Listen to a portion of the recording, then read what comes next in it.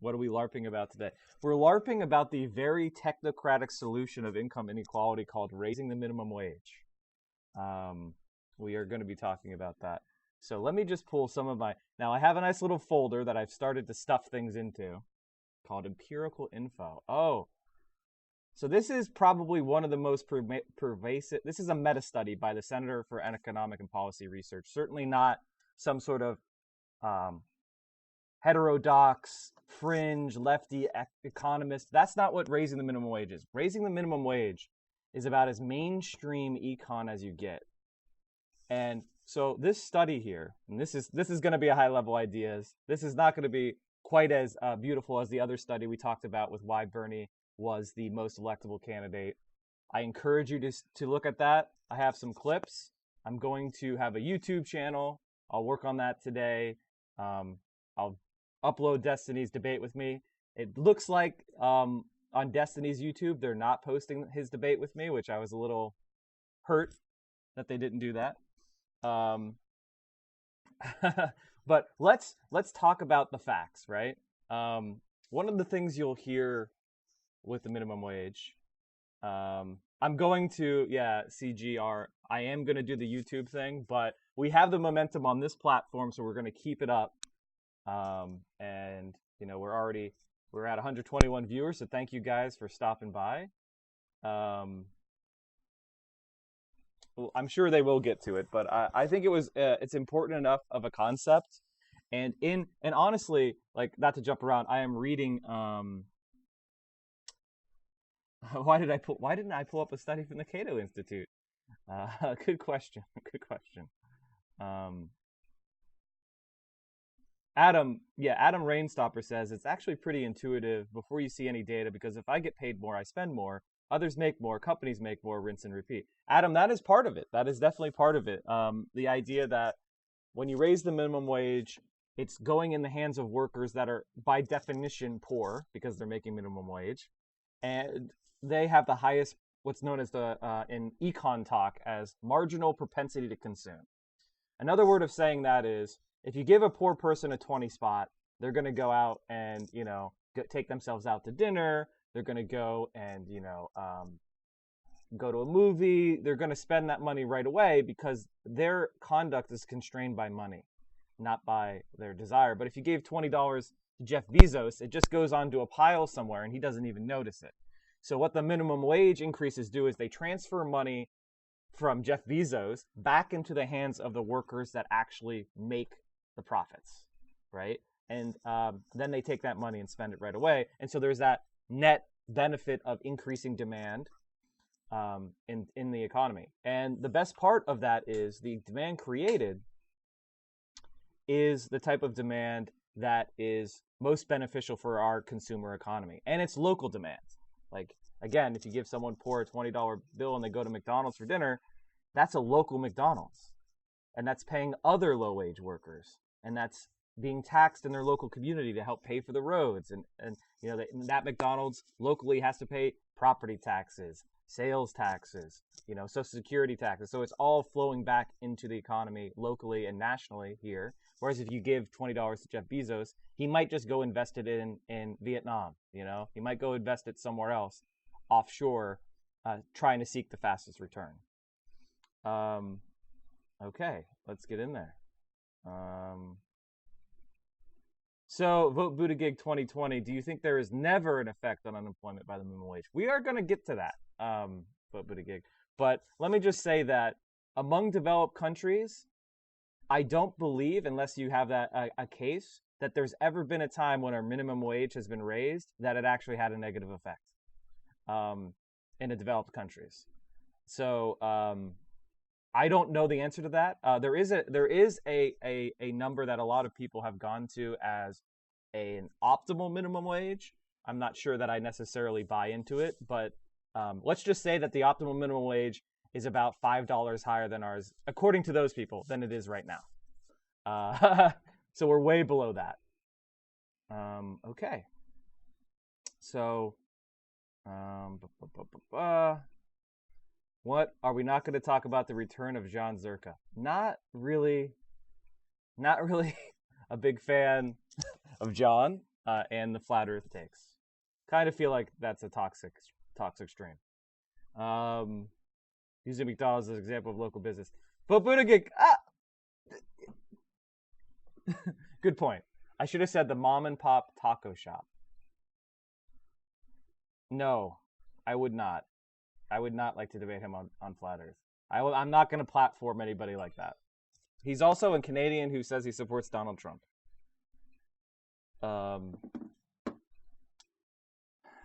Hipster King, it should be around $25 to $30 a day. I've heard arguments about that based on share of productivity, and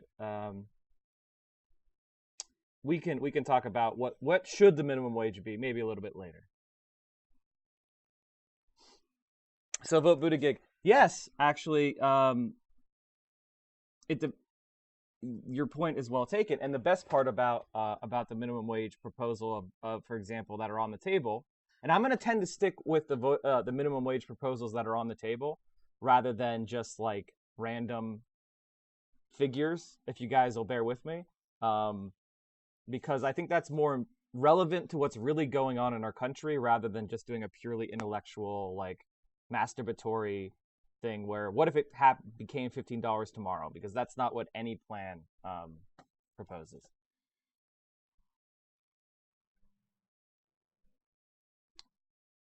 Post-ironic Posadist says, I know this is a side note, but it's fucking amazing that Twitch went from having literally no political streamers to so many dope ones. It's actually so nice having really good content to watch. Thank you. I'm gonna take that as you think I'm dope. Yeah, no, I mean, I've been trying to push more people behind the scenes into Twitch, and then I said fuck it, let's do it live, and I just decided to jump in. And so I would expect, now that I've received a little bit of success, to see a lot more people doing it. A lot of the people that I was pushing to do it are probably going to jump in and start doing it. That's a prediction I made. So let's look at let's look at this study a little bit, and I don't know if I would call them biased, but it's certainly not a right wing or hard left or hard right or out of the mainstream center. So what this is it's called a meta study, and everyone are too boomer to stream on Twitch. Yeah, I'm too boomer to stream, but here I am. It's not, I haven't loaded my emotes. I haven't gotten the better emote chat add-on. I didn't open my Discord server yet. That's called boomer. That's called being a boomer. All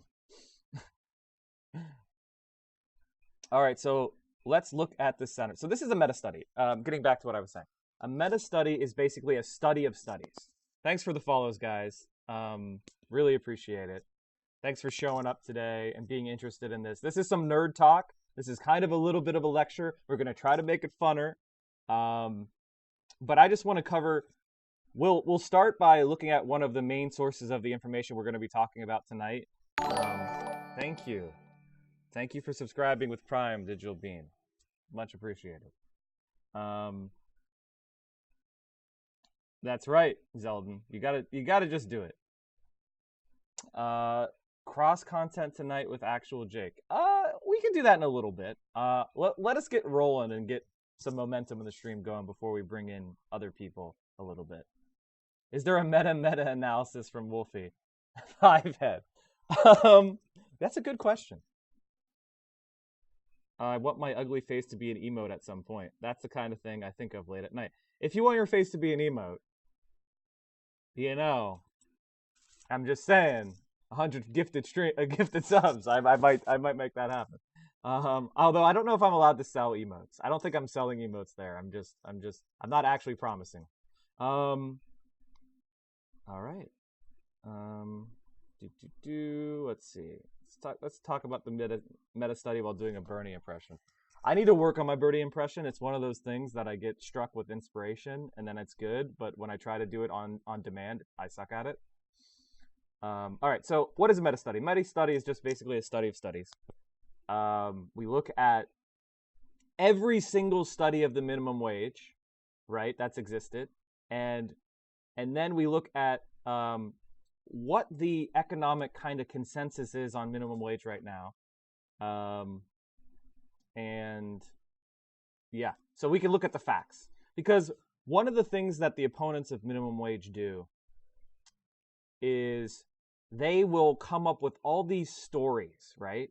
Like they'll say, if you raise the minimum wage, it'll cause small business owners to go out of business. I talked to my friend who owns a chicken salad shop, and they say they'll collapse if we raise the minimum wage. Actually, I think we have a Majority Report video on just that we can pull up and watch, where they were talking about Fox and Friends was talking about the minimum wage. So let's do that real quick, just for fun.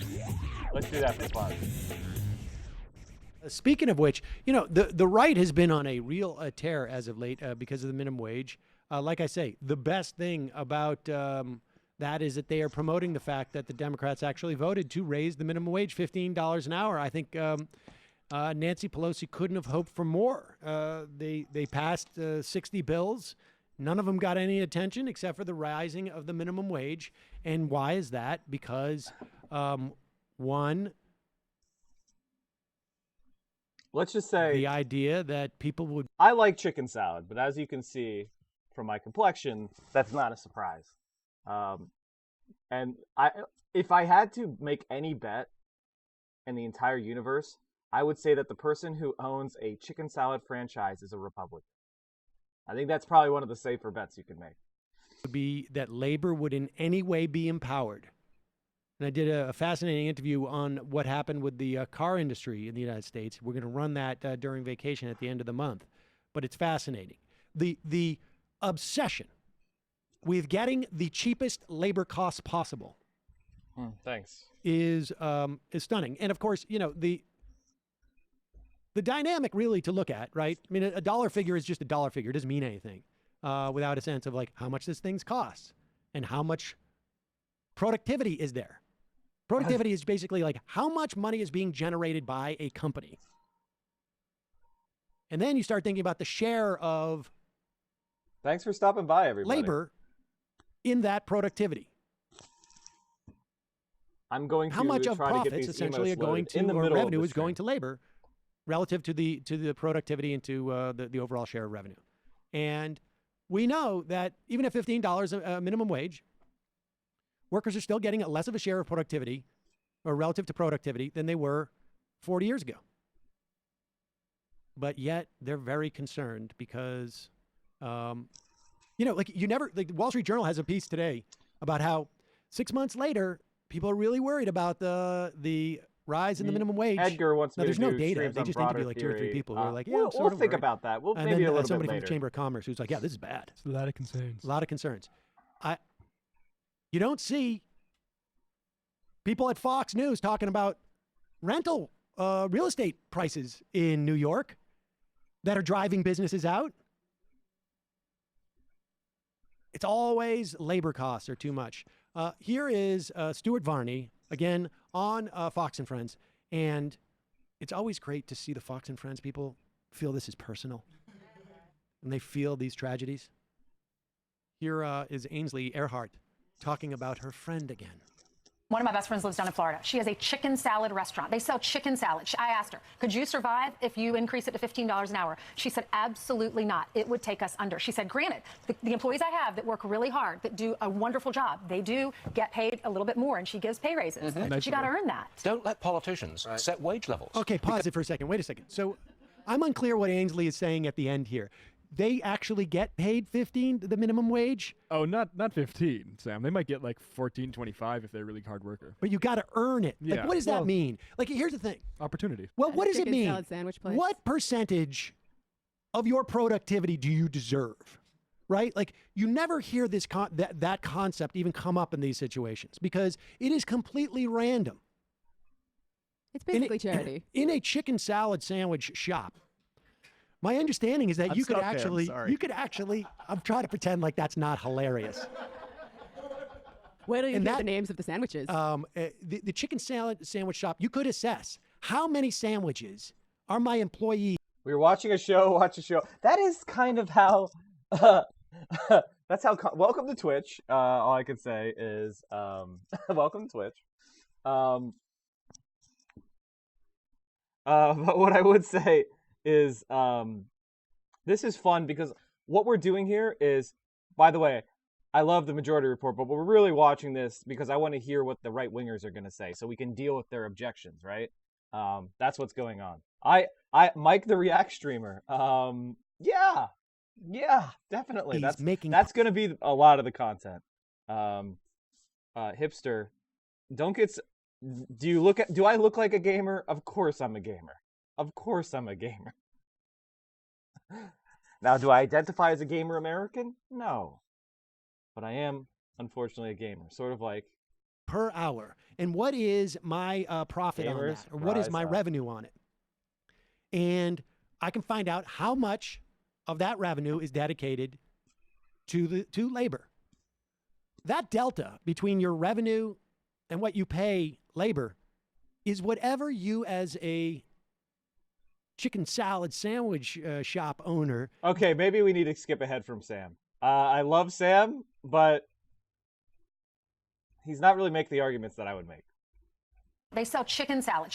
As far as whether I currently work with MR, I am not formally attached to MR. Oh, look. Wow. That's pretty nice. But we are still friends. I'm trying to get, there's some development things that are in the works, but there's nothing more I can say there. And occasionally I call into the show. I'm already on that life, guy. I'm already on the 1.25 life. You're so into the 2 times life that you can't even tell anymore.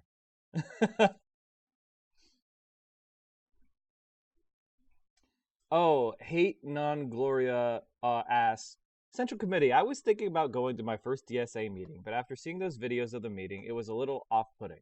Are they all like that? So, there is, if you're asking about jazz hands and if you're asking about accommodations for disabled people, the jazz hands thing, I'm going to be honest, I always found that to be, I didn't understand what the purpose of that is not to drown out the speaker, so that everybody gets the opportunity to present, while also giving the audience the ability to react without making it into a circus where one side is being booed and shouted down and the other side is getting raucous applause. And also for people that can't hear, participating and clapping is not great. That said, I just don't think it really means anything, and it's probably not worth doing. It's probably dumb. Mike is now canceled. But they're not all like that. They're actually really opening. I can't speak for all chapters, but I can say that most DSA chapters are very welcoming. If you don't know all your theory, if you don't know how to organize, the purpose of DSA is to give you those tools. And if you want to learn more, there's political education. If you want to be involved in activism, there's going to be activism. If you just want to do stuff like brake light clinics and you want to help out your local community, there's that. If you want to participate in, if you're kind of a little socially awkward, like I am sometimes, where I feel like I don't want to leave the house, there's other ways of doing activism where you don't have to put out that emotional energy. And I feel like the introvert life, I get it, where you have to psych yourself up in order to go into a social situation. I feel you, but DSA will help you there. So don't think it's gonna be a bunch of LARPers and you'll be shouted down. For the most part, it's very inclusive and people are very forgiving, and it's more about your it's more about the energy that you're bringing to the group. So fearful sludge boy, any plans for beefing up your streaming setup, or at least your audio setup? Yes, there are. Any money that is donated to the stream will 100% be put into beefing up the stream. Definitely. And I apologize if the audio sucks ass. Yeah, there's sensory disorders, blah, blah, blah, blah, blah. Okay. Well, let's get back to Fox and Friends talking about minimum wage. With all these highly skilled workers.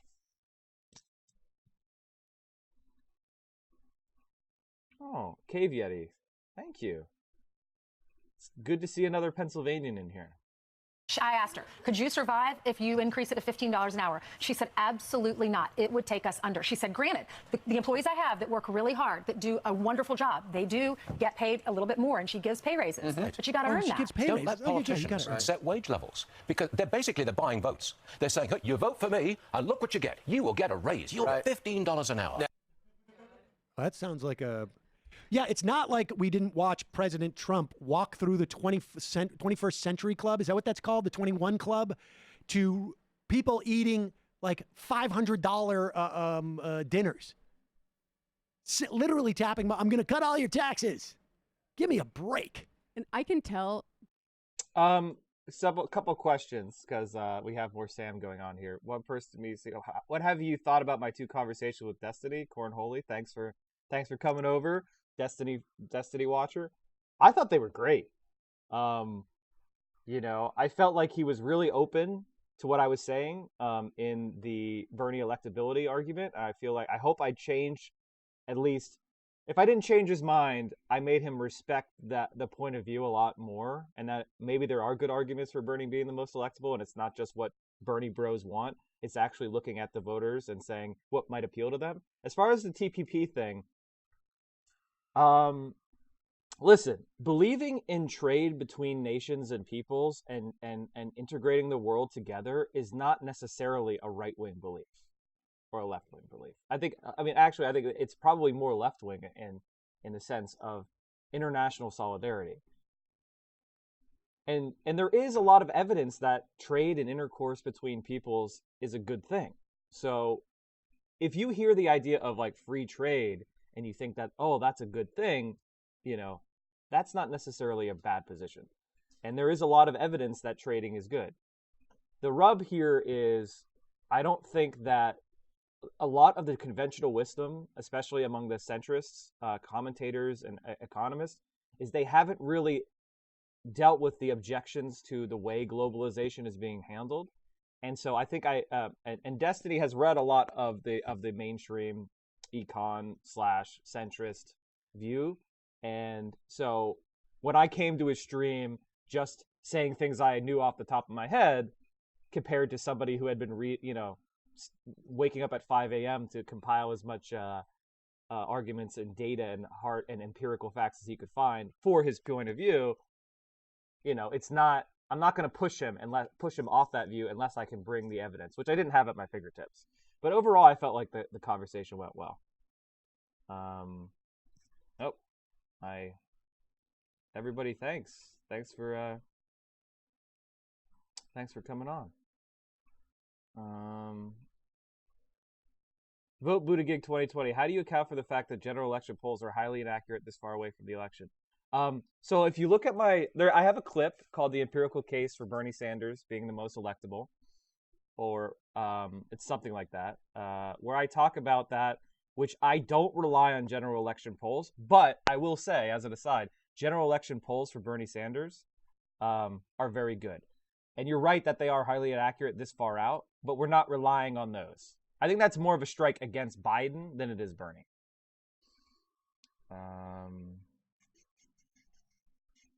Nate Swede, I'm going to talk about that objection in a second. Which is, Nate's objection is that we should have a regional minimum wage. That's what Third Way and a lot of Blue Dog Dems and want to do. And there's a lot of problems with that.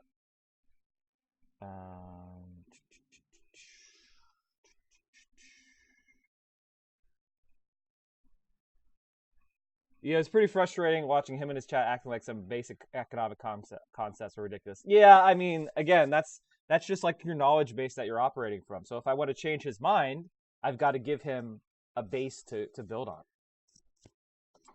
on. Cities and states can already set their minimum wage higher than the federal one. Yeah, vote Buttigieg. See, that's a big problem with that regional minimum wage is that the lower level of government you go, the more corruptible it is and more dominated by single interests. And so, like, if you think the federal government is corrupt, then you don't know what your state government is like, and you certainly don't know what your local government is like, because they are much, much, much worse. And national governments, believe it or not, it's much easier to organize against corruption, and so, like, you know, the United States is in a bad way. So I wouldn't want to do a regional. Do you really think Alabama, Mississippi, Georgia, Tennessee, Kentucky, if they were a region, they would raise their minimum wage? No. And it's not because it's not empirically based. We're gonna do Gamergate maybe in the future, not tonight.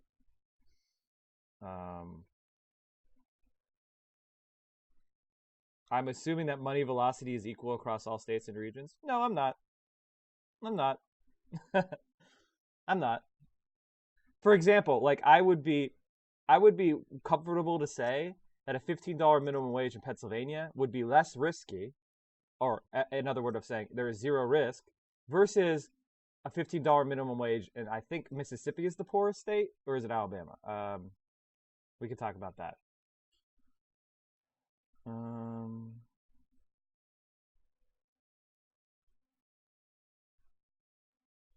Edgar says it takes far less money to influence our state and local politics, so it becomes the shadow medium business rather than just big business like federal government.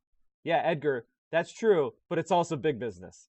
So state government gets completely dominated by that. The other thing is that a lot of state legislators are part-time, and they don't have as much staff as, say, like a congressperson. So they're not equipped to deal with some of the more complex issues. So when, for example, one thing right-wingers will say is, we should get rid of the Department of Education and send it down to the states where we could have laboratories of democracy. Well, what happens is those state legislatures are more easily dominated by stuff like charter school, private school privatization movements, and the state legislators are far less equipped to deal with the complexity of a lot of the issues. So it's really bad.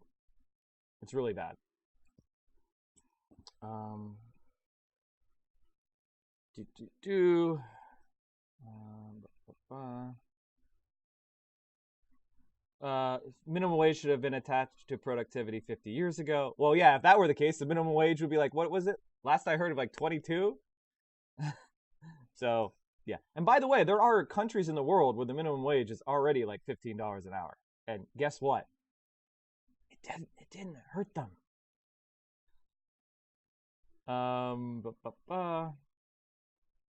For everything you can have a regional minimum wage that's decided on a federal level. The federal government can look at cost of living in different places and have wage differences from place to place. Of course, you can't just let groups of states decide, or it'll be a similar outcome to what we have now. For everything, we'll talk about that. We'll talk about that for sure. But we're arguing why there's nothing stopping states from doing that if they want to increase it higher than the federal minimum. But we're going to have to we need a federal wage floor, and I'm making an argument for why $15 is probably a really good number for that floor. Okay.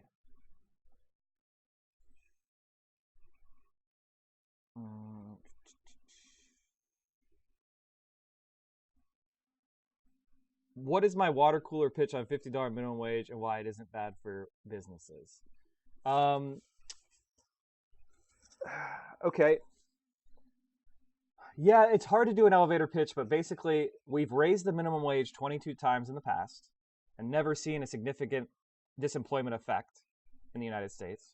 And internationally, we have seen minimum wages as high as 60% of median wage cause no unemployment. In fact, we don't really know when unemployment is caused by minimum wages because that phenomenon has not really been observed empirically by any major developed country.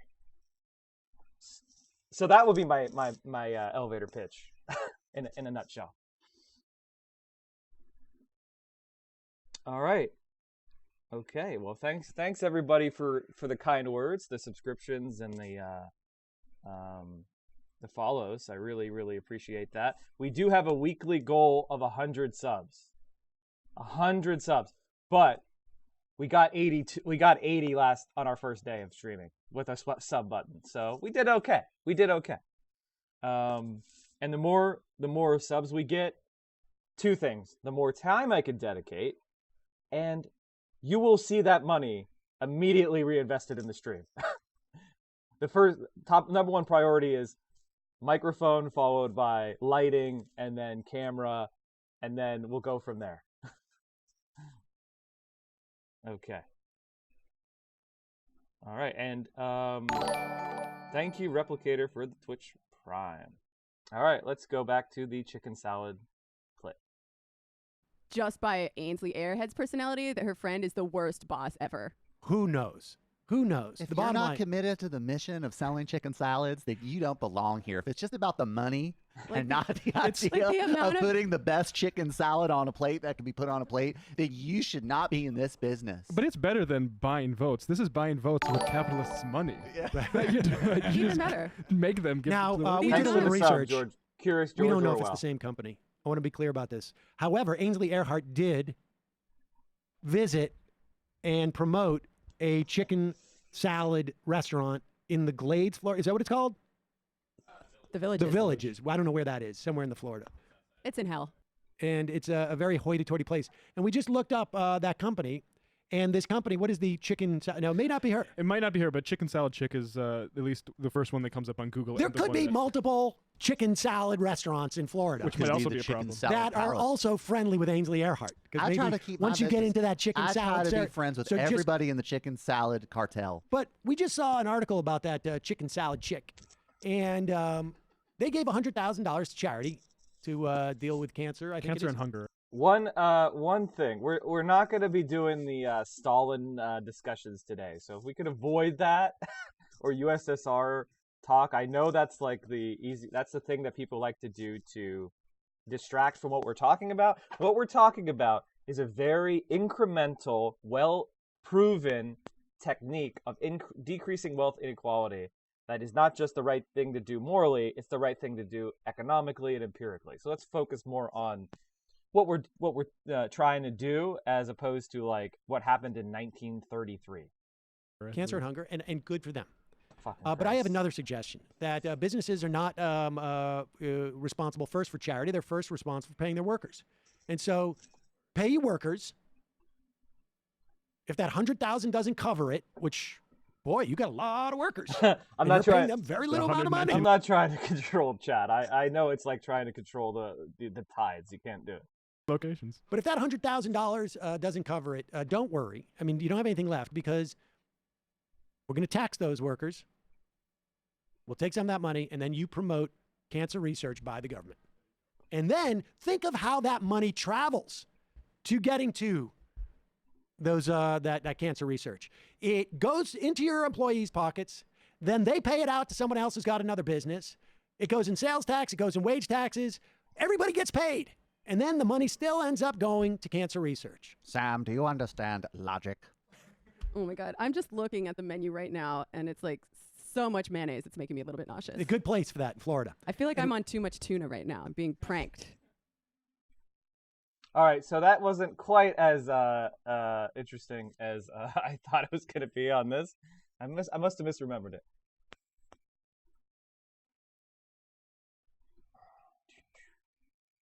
So Destiny says stuff like, "Hey, why $15 minimum wage is radical? $15 is minimum wage is radical. $15 is radical." So if we just go ahead and look at our minimum wages, nominal, meaning using current exchange rates, Australia 14.56, Luxembourg 14.12, New Zealand 12.55. I mean, like France 11.62. It's not that radical, guys. It's really not. I mean, Australia 14.50. There's no big deal. It's not a big deal. Percent of GDP per capita 50, 58, 50. So what would our GDP per capita wage be if we were to do 60%? It's just a math problem. And we'll get into that. I'm probably not going to do math on stream, but we will do that. So it's actually not radical, and I don't know why people think it's radical. I think it's because the Republican Party has controlled at least one branch of our government for the significant part of the last 30 years, and so we haven't seen a lot of minimum wage increases. But during the baby boom generation, when they were coming up as young adults, they saw minimum wage on average every about 18 months. So it used to be pretty normal for the minimum wage to climb on a regular basis. But for us, we haven't seen a minimum wage increase since 2006, and it was fully implemented by 2009. And we haven't seen anything since then. So that's over 10 years. Is there anybody here who thinks it's a good idea not to raise the minimum wage through 10 years of inflation and growth? Anybody? Anybody defending the status quo? So let's talk about empirical research on minimum wages, because, and I don't know, the thing about Twitch, and I don't know if this is my setup or what, but my chat constantly like freezes and like the connection to it sucks ass, and I don't know why that is. Fuck, it's pissing me off. All right. Crazy. That's true. Crazy. There is a difference in cost of living. He asked me, how do you argue against the whole states have different cost of livings argument? Well, first of all, a lot of the reason that some states have lower costs of living or lower wages is because they are organized by right-wing governments, and so they're highly unequal. And in a lot of Republican states, labor has almost no power, and capital has complete control of everything. And so there's no unions, there's nobody arguing for workers, and so that results in more poverty and more inequality and lower wages. So you're right, right-wing government causes your state to suck and be less developed and poor. Like, you can basically look at the 10 poorest states and then measure that with the 10 lowest unionized rate, and they're like pretty much the same states. And if you look at the 10 richest states and you look at the 10 most unionized states, they pretty much line up. So what I'm saying is that if we raise the minimum wage, it'll end up helping those states become more developed. All right. Yeah, and by definition, the minimum wage is a policy that already exists. And what is being proposed is within the band of mainstream economics as a relatively low risk number. So to say it's radical is to not know the definition of radical.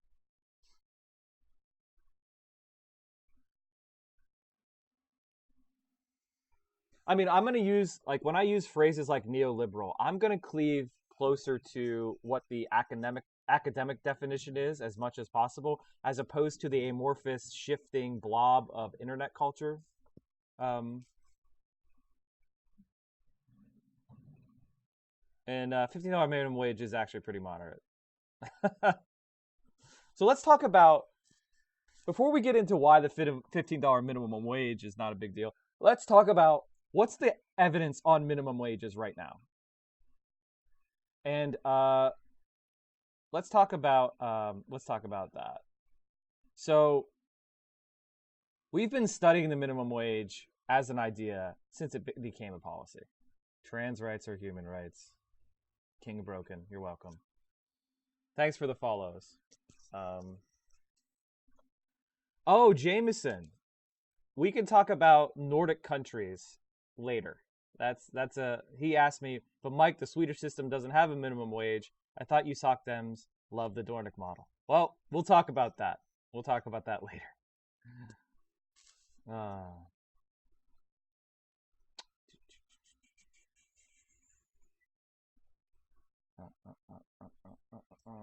Thanks for the follows, guys. Thanks for showing up. We're up to 255 viewers. This is great. Thank you.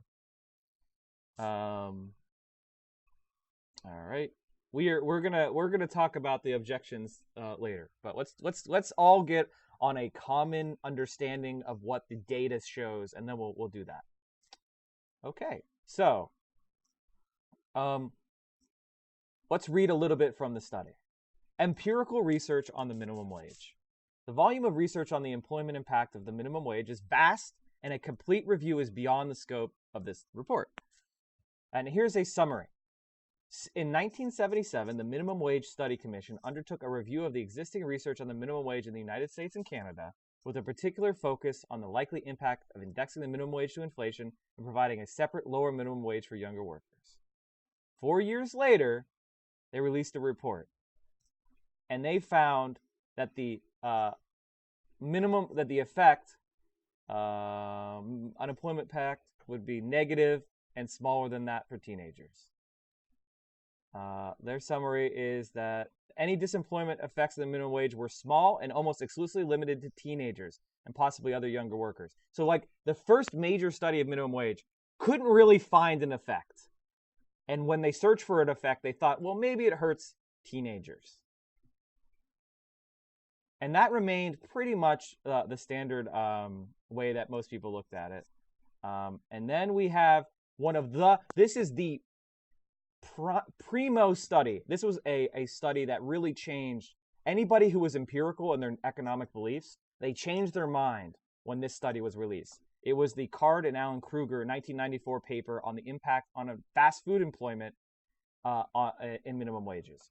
So what they did is they looked at in 1992, New Jersey was implemented an increase of their minimum wage. But Pennsylvania, which is a state that borders New Jersey, that I know well, Mike from PA, did not. And they said, okay, let's look at the counties in New Jersey that border Pennsylvania and compare those to the counties in Pennsylvania that border New Jersey. And the argument was that those counties are very similar in both their geography, the populations. There's a lot of going back and forth. It's the same like regions. So we'll be able to look at one place where they didn't raise the minimum wage and one place where they did. And the effects of the minimum wage will be very clear in such a study. So this is a cross-border study. Yeah, I'll link this study in the chat. Thanks for the question, Forever Everything. Let's study. So, I like to, this is probably one of my favorite studies. Now, it doesn't in itself, because this was from 2013, so the Fight for 15 was a fringe movement at this point. It basically like didn't have anyone major pushing it. It had some fast food workers going on strike, but it really wasn't at the time. I think what most people were arguing was 10-10. They wanted to do the 10-10 minimum wage. So we'll get to studies of the $15 minimum wage later. But I want to give everybody a strong foundation of confidence in the minimum wage itself. And then when people ask me about like, well, what's too high of a minimum wage? We'll look at a study. It's not on that looks at international comparisons later.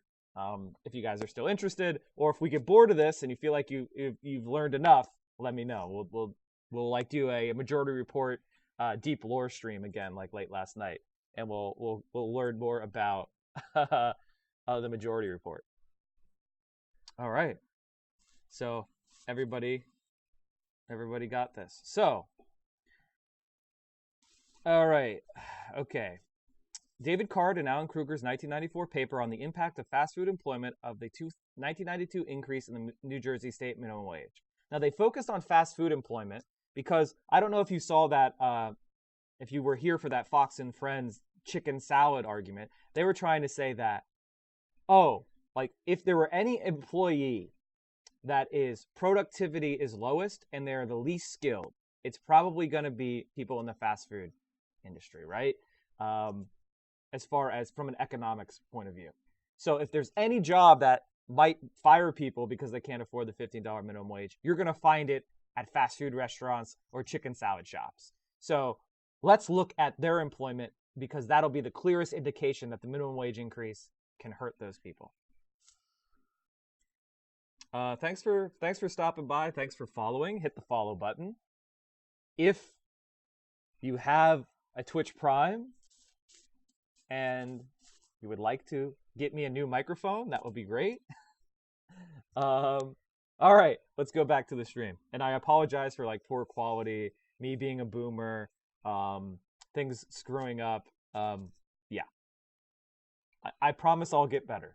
But I wanted to keep the momentum going and make sure you guys that you realize that I'm going to be around for a long time. So, and if you're a boomer in the chat, you probably have a lot of money, so donate to the stream, buy some bits for me, etc. All right. Broke boomers. No. Okay. So, let's get back to it. And the study was in advance of the 1992 increase in the New Jersey state minimum wage. Card and Kruger conducted their telephone survey of fast food restaurants in New York and neighboring Pennsylvania. So they physically called every fast food restaurant on the border counties between New Jersey and Pennsylvania after New Jersey raised their minimum wage. And they said, did you fire anyone because of the minimum wage? And what do you think they found? Not like, are you thinking about firing it, but did the minimum wage actually make you do it at all? Or was that all bullshit? And you know what they found? Guys, any guesses of what they found when the minimum wage really happened in the real world and they called real restaurants and they weren't just using hypotheticals or thought experiments? They found no evidence that the rise in New Jersey's minimum wage reduced unemployment at fast food restaurants in the state. The facts don't matter about your feelings, right-wingers, centrists. Minimum wage didn't cost any jobs in the sector of the economy where you would most expect it, right?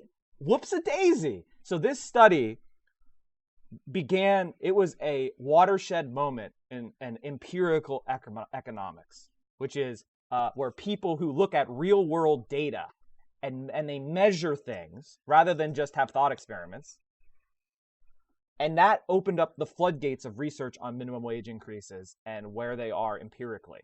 And what's interesting, you'll find, though, is as the evidence for minimum wages increased, the number of minimum wage increases that happened was less. It's almost like our public policy got more unmoored from what science was showing us in the minimum wage field. So it's not just climate change, okay? Right-wingers are not just science deniers about climate change. They're also science deniers about economics. Sorry for the rant. But it really pisses me off when people on the right think they have facts on their side. It's like comical because they almost never do. Okay. The new minimum wage research also emphasized research methods based on important differences in the bite of the federal minimum wage across the states. Any given increase in the federal minimum, the thinking went, should have more impact in low-wage states. Now, remember that objection people were making about how, hey, Mike, I know, maybe New York can do the $15 minimum wage, but if we do it in Alabama, it's going to cause disaster. Well, that's what people, and by the way, smart right-wingers and centrist economists thought that too. You're not that smart, no offense. And so they went looking for the evidence, right? They were like, okay, let's bust them. When they raise that minimum wage, that we'll go to Alabama, we'll go to the poorest part, and we'll look for people who lost their jobs. What do you fucking think happened? They couldn't find anyone. They just found poorer people with more money. Thanks for the gifts. I'm sorry for getting passionate, but this really pisses me off. Because people actually use poor people in Alabama and Mississippi, some of the poorest areas in our country, to try to block progressive change because they argue disingenuously that we're going to hurt them. That's what they're doing, because they know we care. And they don't care. They couldn't give a shit about fucking Alabama and Mississippi and poor people. We do. And they try to use our compassion against us. But unfortunately, motherfucker, we have the facts. You're a liar. So don't let people disingenuously lie to you. What they really want to do is make sure more money stays in the pockets of shareholders and the rich. That's what it's about, okay? So fuck you if you use the Alabama excuse, because it's not empirically based. Anyway, triggered Mike. Mike got triggered there. I yelled louder. Did I peak my mic? Were all your ears blown out?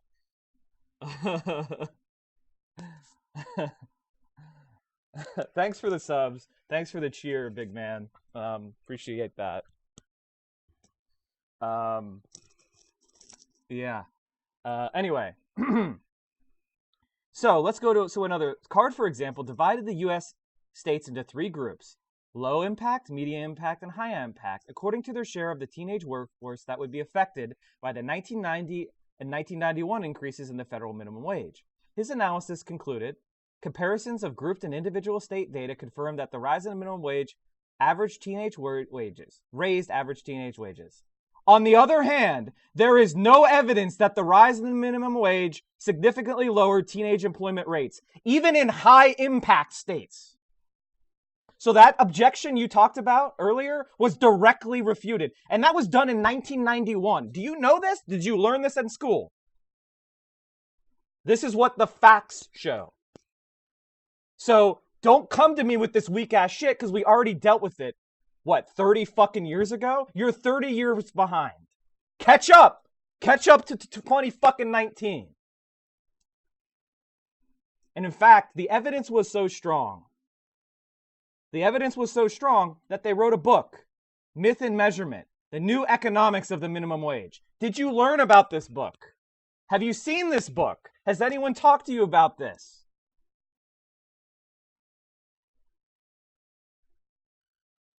Okay, Kirschmo, I will take your advice. I'll do this.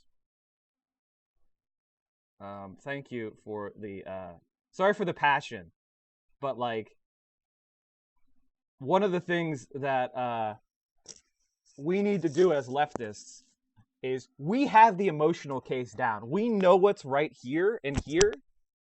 We've got to get all the facts up here so that when someone says to you, yeah, it sucks that somebody works full-time and is in poverty, but what can you do? The world's not fair, right? Vote Buttigieg, we're going to get to that. But again, did you know about this study prior to, you knew about this book? And you didn't mention it in chat until after I just yelled about it. So we'll get to $50 minimum wage because there's a ton of evidence on that. Okay, we'll get to it, but we're building a structure of facts here, right? We got to start small at the foundation, which is 30 years ago, and then we'll build up, and then we'll get to the what the plan is for $15 minimum wage that's on the table, and not just what you're doing, which is, you know, pulling shit out of your ass. Okay, we're going to talk about reality, and I love you. I'm not trying to roast you too hard. I'm just saying that. We'll get to it. Be patient. Be patient.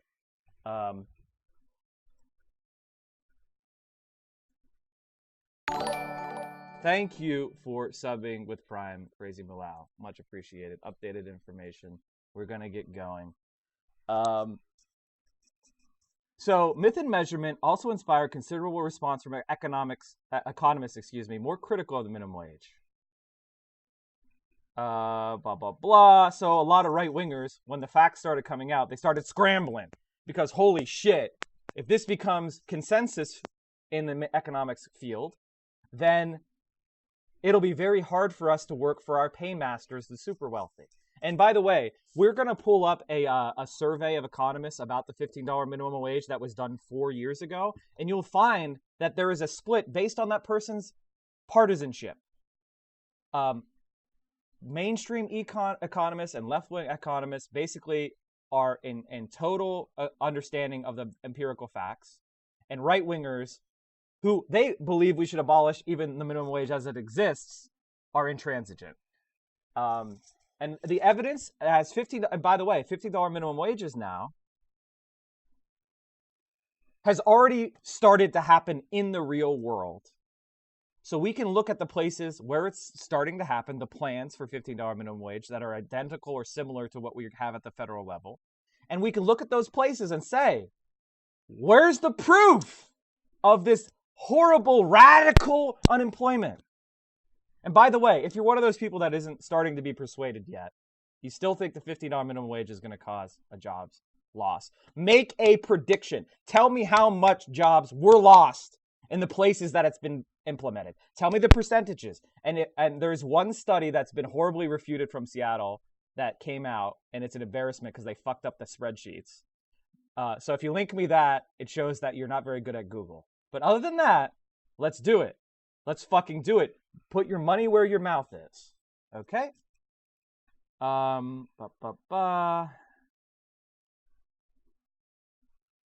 Okay. So since the early 2000s,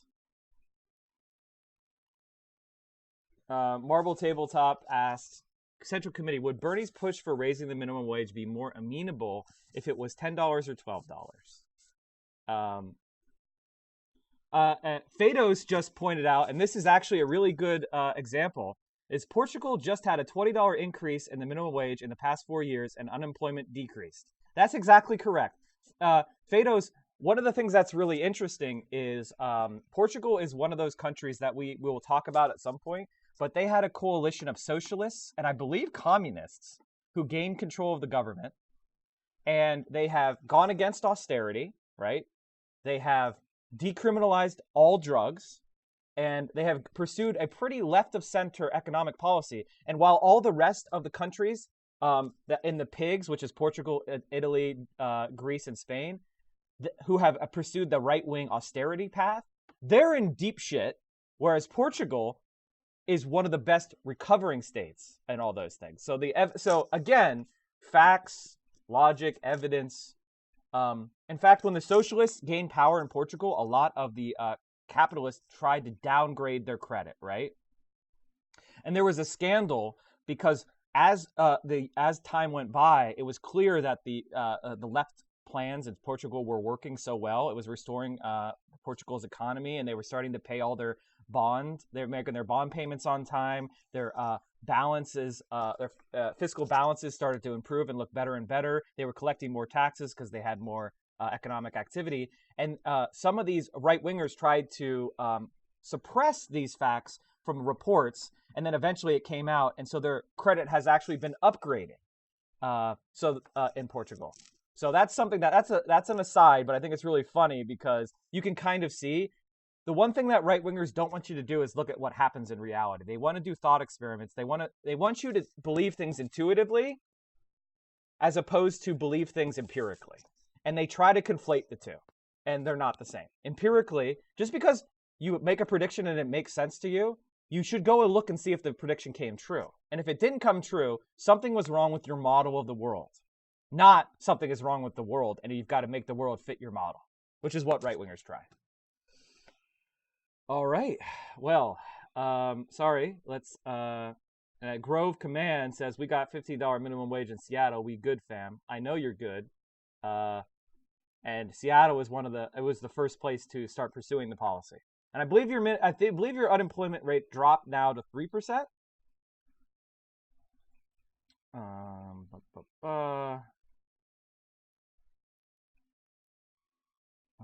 Okay, Portugal economy is non-existent, though. Yeah, I mean, Portugal, listen, I'm not saying that Portugal is now the roaring country of Europe. I am saying, though, that left-of-center policy for a country that was in decline and in extreme distress, they have plotted a course out of it, and it's going well. So give it some time. I'm not saying that, and this is the one thing about my stream is I'm not going to snap my fingers and say that all our problems are going to instantly be solved overnight. I'm going to show you why social democracy and left of center views are actually empirically based, and they will make the world a better place quickly, and then we can talk about making the next step. So, it's like running a race. You got to make it a step at a time. You can't think about the last 100 meters when you just left the starting line. You've got to run the race that you're in. And when people they want you to be distracted and think about 30 years in the future when we have all this great social democracy.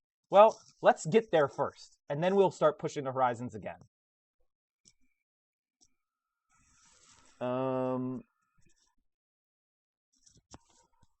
We could talk about rising prices, Nate. Nate talks about minimum wages causing increases in prices.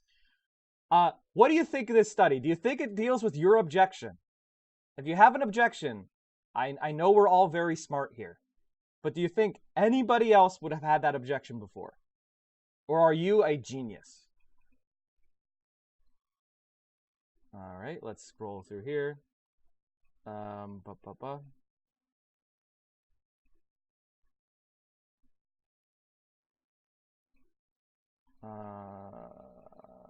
We Zero, I'm not really totally I know about Portugal, but we will Zero will ask, can we check out a study in regards to Portugal? I'm collecting material to read and push for more penalty rates in Australia. That probably is not going to happen tonight. Because we're going to have only so much energy for empirical, like, our brain can only handle so many high level ideas, and then we need to like have fun.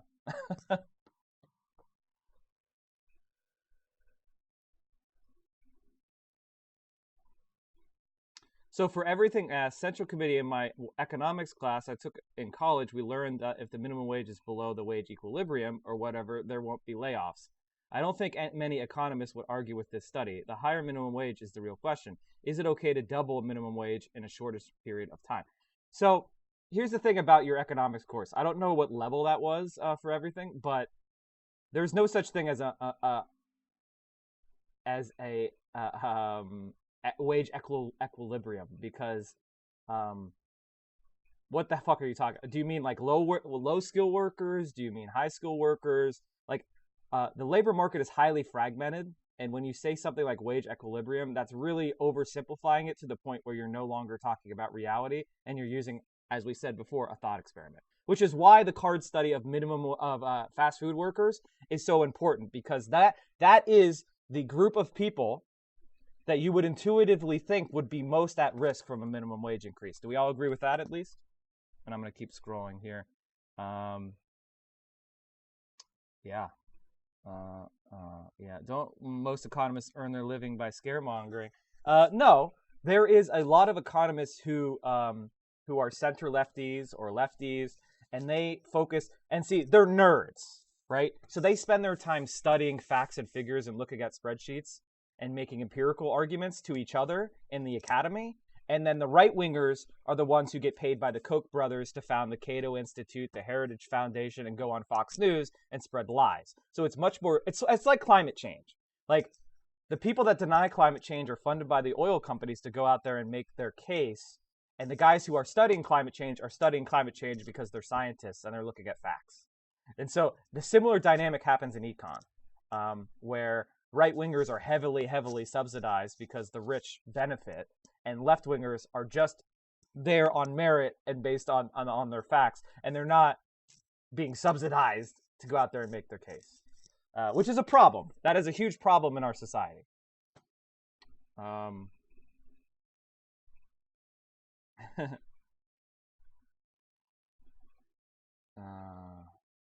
remember Alan Grayson? I like Alan Grayson. He had some stuff in his personal life that was a little bit bad, but we all have that. So I did like him. He was fun. He was actually, the thing about Alan Grayson, if you don't know who he is, let me pull up a video, because I think he's really funny. And it might be, let me catch my breath and get ready to yell again. There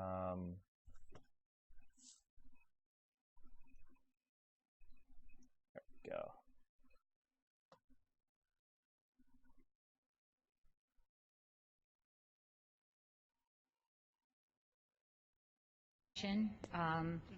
Gentleman is recognized for 5 minutes. Thank you, Madam Chairman. You may recall that a few weeks ago, President Obama came to this chamber and he addressed the chamber on health care before a joint session of the House and the Senate. During that session, I was privileged to be here, and I saw my colleagues on the far side of the aisle, the Republicans, waving pieces of paper during his speech. And I was wondering what they were. I couldn't imagine. It almost seemed like they wanted President Obama's autograph. I just didn't get it. I heard from one of my colleagues that this is what they called the Republican health care plan. I went over after the speech was over. I picked up a copy that was lying down on the Republican side, and it turns out that the Republicans' health care plan was a blank piece of paper. I inquired further, trying to find out exactly what the Republicans' health care plan is, and it's my duty and pride tonight to be able to announce exactly what the Republicans plan to do for health care in America. It's this. Very simply, it's a very simple plan. Here it is. The Republicans' health care plan for America. Don't get sick. That's right. Don't get sick. If you have insurance, don't get sick. If you don't have insurance, don't get sick. If you're sick, don't get sick. Just don't get sick. That's what the Republicans have in mind for you, America. That's the Republicans' health care plan.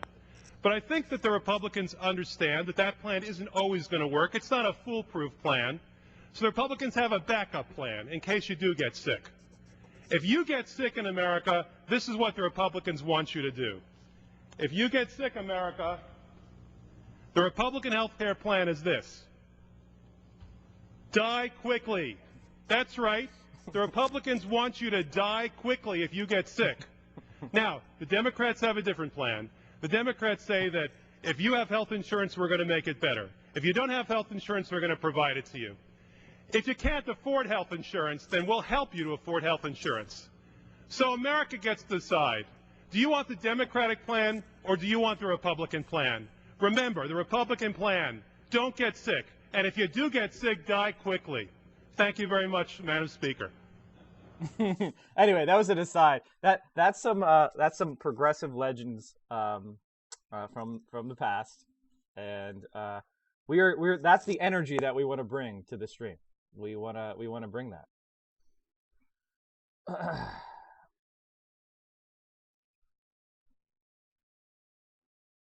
For everything, don't worry, we're gonna get to that. I don't mean to blast you too hard. Like, if you don't have the same view as me at the end of this, that's good. That's fine. And then, but I'm just saying that $15 minimum wage, according to the plans that are on the table, are not that radical. And I think a lot of your concerns will basically be totally dealt with. Omni Creek, that's a really interesting topic. But we're not going to do that tonight, because there's a lot of complexity to that. And he's asking us about CyberSync, which was a system, a rudimentary form of machine learning to optimize the Chilean economic system under Allende. Allende was a democratic socialist that was elected in Chile, and then the United States led a coup, and they installed a right-wing dictator named Augusto Pinochet. And they removed the democracy of Chile. That was that happened in the 70s. We'll talk about him at some point. If you ever want to know why there's problems in South America, take a guess what country is to blame. Let's see here. Okay, well, the stream is going well. We're up to 285 viewers. Stamp K Lock with the Twitch subscription. Sephamore Mod with the Prime. Thank you, thank you. Crazy Malal with the Prime. Thank you, thank you, thank you. All right, I think we are up to date. If you had a subscription and I didn't mention it, let me know. And I promise to be less of a boomer on that stuff, and the systems will be set up soon. But I just want to keep the momentum going. All right, so let's look at the early 2000s. So since the turn of the century, the minimum wage debate has had two poles. On one side, researchers broadly identified with the new minimum wage research, and critics of minimum wage mostly side with these guys Newmark and Washer, who are total cranks, and their evidence sucks ass. The last decade has seen a continued outpouring of research from both camps, and the emergence of what economist, I'm not going to try to pronounce his name, has called a fourth generation of research on the minimum wage that tries to make sense of the sometimes contradictory evidence. And what we're going to do today is we're going to summarize the finding, and we're going to look at them. So I think this part, okay. So there was a meta study in 2009. So we haven't raised the minimum wage since this study went into place. What do you guys think the minimum, what this study, without cheating and looking at it, what do you think the minimum wage study says? The study of 74 studies on the minimum wage. What do you guys think? Predictions. They graphed every employment estimate contained in the studies, over 1,000 in total. I'm sorry, I fucked up. I thought it was 70. weighing each. No. Okay, there were 64 minimum wage studies, and they graphed every employment estimate in those studies, which is over 1,000. And they found, thanks for the raid, Mark Murky. Thanks for the raid, bud. They found that the most precise estimates were heavily clustered at near zero unemployment effect. And their study held through an extensive set of checks, including limiting the analysis to what study authors viewed as their best estimates of the employment impacts, controlling for possible correlations of estimates within each study, and controlling for possible correlation of estimates by each author involved in multiple studies. I guess it's Dokologoulos, and Stanley concluded that their results corroborate Card and Kruger's overall finding of an insignificant employment effect, both practically and statistically, from minimum wage raises. In their view, two scenarios are consistent with this empirical research record. First, minimum wages may simply have no effect on employment. And second, minimum wage effects might exist, but they might be too difficult to detect or are very small. So here's that figure. All the studies on minimum wage. Here's 0% elasticity, which means number of jobs lost, basically. What do you see here? What's the cluster on? Nothing. Zero. Goose egg. Facts. Doesn't cause job loss. This objection is dog shit. The facts are clear. What's next? What do you want? Next? Fucking next?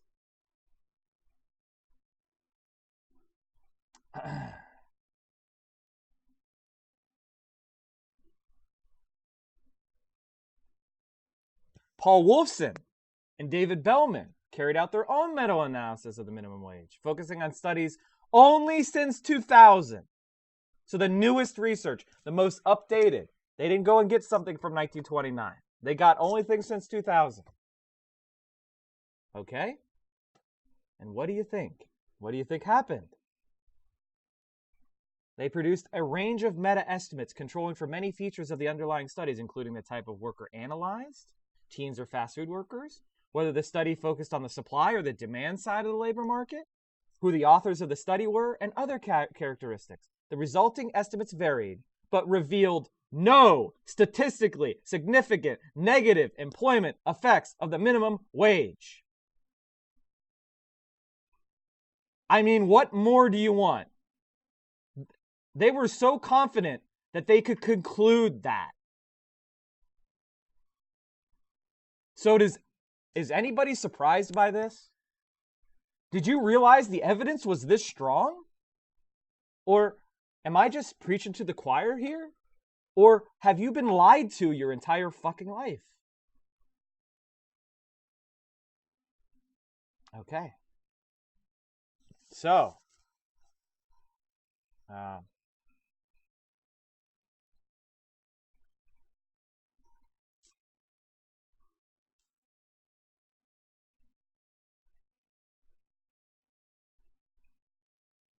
right, so this is the other guys. Newmark and Washer. Those are the guys who want there to be a job loss. And they're trying to find it. So they went to third world countries in Indonesia. And based on their subjective weighting of the quality of the research. So in other words, the guys arguing that minimum wage does cause job loss. They looked at the studies that said that it didn't, and they weighted those studies down. And they found the studies that said that it did, and they weighed those studies up. And what do you know? What outcome do you think they got? By the cherry picking all those studies.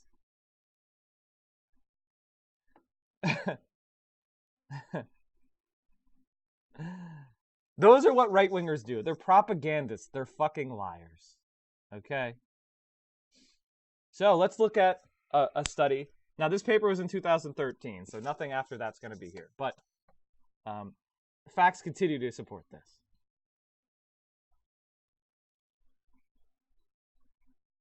Why, Costco Pizza asked me, why don't they raise the minimum wage if this is what the scientists are saying? Why don't we fix climate change? Because why the scientists are saying we need to deal with climate change. Why aren't we doing that? Why are we doing that? Why aren't we doing what the science shows? Guys, question. What political party is anti-science, doesn't give a fuck about you, and is only out for the interests of the rich and their campaign contributors. If you say both, you're right, but who's obviously the one blocking minimum wage? Both is a correct. Both is. I'll give you partial credit for both. Partial credit for both.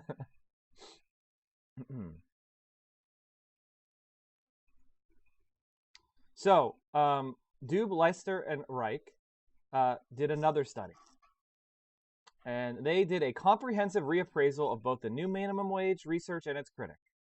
The study was built around a key methodological innovation, which essentially generalized Carden-Kruger's New Jersey study to make it nationally representative and identified a significant weakness in much of the earlier minimum wage research, based on the analysis of state employment patterns, which had failed to control for regional differences in employment growth that were unrelated to the minimum wage.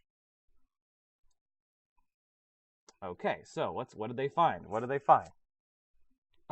So they actually controlled for more variables.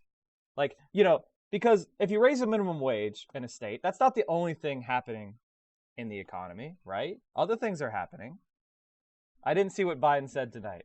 What did Biden say? I haven't looked at the news at all. I just got over here, pressed start stream, and that's it. I haven't looked at much of the data.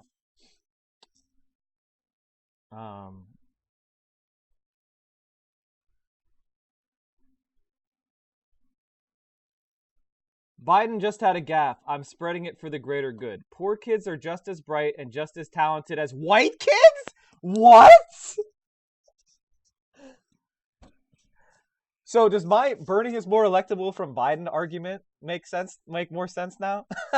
Jesus Christ. Holy fuck. The guy has dementia. He has fucking dementia. Let me look at this. Okay, let's pull this up. I know this is probably not great content for YouTube, but I don't give a shit. We're gonna have fun on the stream, and we're gonna get diverted. Instead of this just being a long fucking lecture, we're gonna have fun here. And the other thing we should do is we should challenge these students. We should challenge students in these schools to have advanced placement programs in these schools. We have this notion that somehow if you're poor, you cannot do it. Poor kids are just as bright and just as talented as white kids. Wealthy kids, black kids, Asian kids. No, I really mean it, but think how we think about it. Okay, by the way, I'm not a doctor. I'm not saying he has dementia as a diagnosis. I'm being an asshole and making a fucked up comment. What I will say though is he has had multiple brain aneurysms. I mean, the guy, his health is definitely in question. Okay, and you could see his fucking, well, people were, I'm sure some Biden staffers were there. We're trying to juice the clapping. Fuzzy A says, holy shit, people were clapping? He realized his mistake and included white kids and Asian kids. Yeah. I mean, listen, if Joe Biden were 35 years old and in perfect health, I would want him to lose just as hard as now. But I don't think it's crazy to point out he has had brain aneurysms. And I mean, it's not just a made-up thing like the Hillary stuff was in 2016. I don't know if it's necessarily productive. I don't think you're going to persuade anyone who likes Biden not to vote for Biden because of his health. But there it is. That's true. And listen, do you think this guy could really go on and take on Trump? The guy sucks. What do you want from me?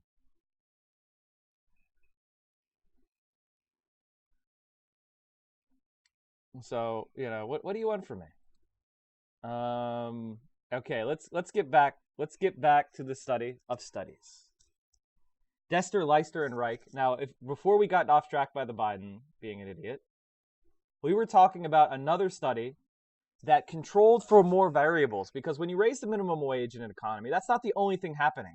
Maybe the economy is largely booming. Maybe it's not. Maybe this part of the country is doing well and another part of the country is not doing well. So maybe minimum wage does cause some unemployment, but if the overall economy is doing so well, it could overwhelm it. And so instead of having a 1% decrease in the unemployment that year, you had a 0.5%. So maybe people did lose their jobs, but on net, it gets washed out by other things going on in the economy, right? So that's a useful thing to look at to help try to reveal and isolate exactly what the minimum wage was doing from other variables, right? Because people might have those objections. I will say, though, that if the effect of the minimum wage is so small that other things happening in the economy can easily drown it out, maybe it's not so radical. Maybe it's not so dangerous. And maybe we shouldn't be so concerned about it. But let's look at the facts and talk about minimum wage and the studies and the evidence. So Deb, Lester, and Reich essentially replicated Card and Kruger's New Jersey, Pennsylvania experiment thousands of times by comparing employment differences across contiguous U.S. counties with different levels of the minimum wage. The three economists carefully constructed a data set of restaurant employment in every quarter between 1990 and 2006 and the 1,381 counties in the United States for which data were available continuously over the full period. They also matched those employment data with the level of the federal and state minimum wage, whichever was higher, in the county in each quarter of each year in the sample. They then compared restaurant employment outcomes across a subset of 318 pairs of bordering counties where the prevailing minimum wage could differ depending on the level of federal and state minimum wage. So they took that study that Card did of Pennsylvania, New Jersey, and they did it for every single county in America that had data where there was a situation where one county had a lower minimum wage than the other and they were bordering. They studied all of them. Okay? They studied all of them. No problem with the derail. It was fun. we can edit it out maybe. All right. So the study is from 2013. But I like it because it's really readable for people who are not economists, and it really talks about what a lot of other studies do. And it asks the question, it's trying to ask the question, now that we know minimum wage doesn't cause unemployment, how can that possibly be? And we can talk about that later. But I really like the study for the summary because it's shareable, it's readable. You don't have to be an economist to do it. And that's the kind of stuff we're trying to do. We're trying to popularize this information and take it from academia and economist nerds and take it out into the real world where people now have the confidence to know that demanding a minimum wage is not going to hurt somebody who is a fast food worker or somebody that's very low wage. Those people are not going to lose a job. You don't have to worry about that. Okay? You are just going to make their lives better. So don't let the disingenuous arguments that right-wingers make you feel like you can't do it. Oh, and I'll give another link to the study in the chat if you're freshy, if you're just here. For newcomers, we are looking at the empirical evidence for raising the minimum wage, making the empirical case. With me, Mike from PA, on our Twitch channel, Central Committee, we are talking about some of this stuff. I apologize, it's a boomer stream. I am really bad at Twitch at this point. This is like my third major stream, so forgive me. I'm a slow learner on this stuff, but we're working through it. We're working through it.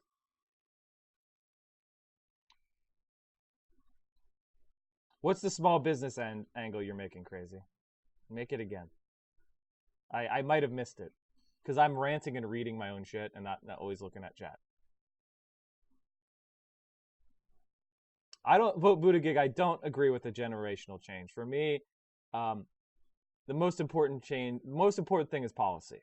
Policy over substance over style every time. I am a old millennial. I'm in my mid-30s, so I'm like just out of Gen X. I didn't get hit with Gen X. And the only difference between me and big streamers is the equipment. Well, buy me equipment. Oh, shit. Okay. Okay, the idea that small businesses are hurt. Oh, by the way, somebody earlier, and I don't know who it was. The genuine argument I hear from right-wing pundits is that the minimum wage creates a barrier to entry for small businesses and hurts them more. Okay, so meaning if whatever business you have doesn't produce, $15 an hour minimum per worker, then you can't hire people to do it. I mean, I hear you. And that sounds like a lot of money because wages have been flat in our country for 30 years and all the income gains have gone to the top 1%. So it's much harder for people in the middle class. Their assets have also gone down. Their wealth has also gone down. So their ability to start businesses and hire people is much hurt. So largely, like, it's one of those things where you can see. This is something I talked about with Destiny when he brought me on for TPP because he wanted to talk about it. I said that as inequality grows, growth in the economy also is hampered because people who are in the middle and working class can't start their own small businesses because they don't have income sufficient for them to save any capital so they can start new ventures.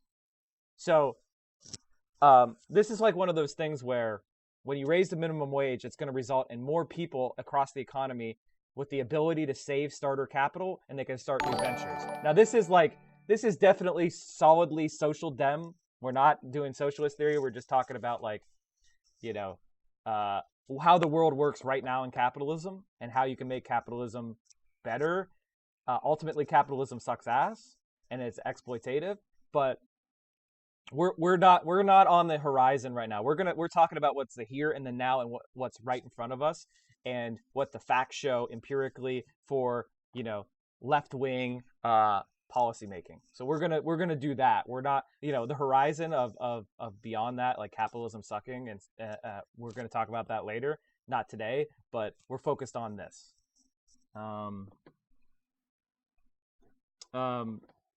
They have a murky relationship with economic growth. I think that am I quiet? Is that true? Do I need to crank my stuff all the way? Can you guys hear me?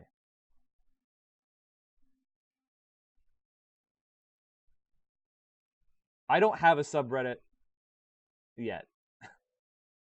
Hirschmo, if you want to make me a subreddit, go for it. I'll boost. This is the most. I think this is the most I can do. As far as turning it up.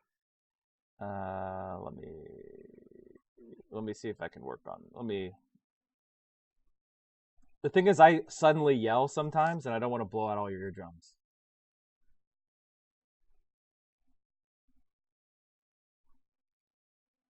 Okay. Everyone's saying I'm on the quiet side, so let's take a second here, and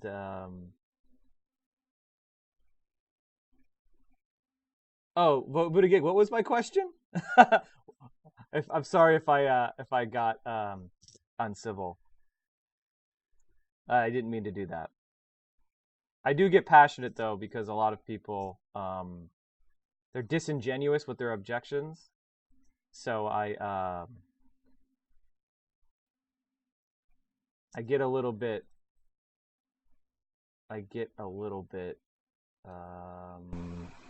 All right. Does this blow me out? Am I blowing you guys out? Is this too loud?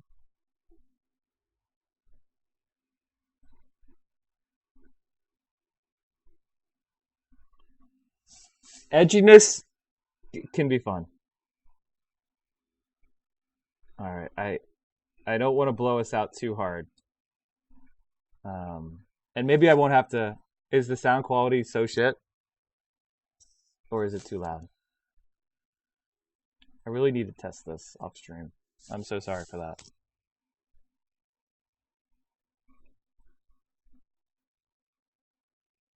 Everything was fine? Okay. I'm going to change back what I changed because I don't want to blow people out. If I'm quiet but you can hear me, I'm sorry, but I'd rather not blow everyone out if I can.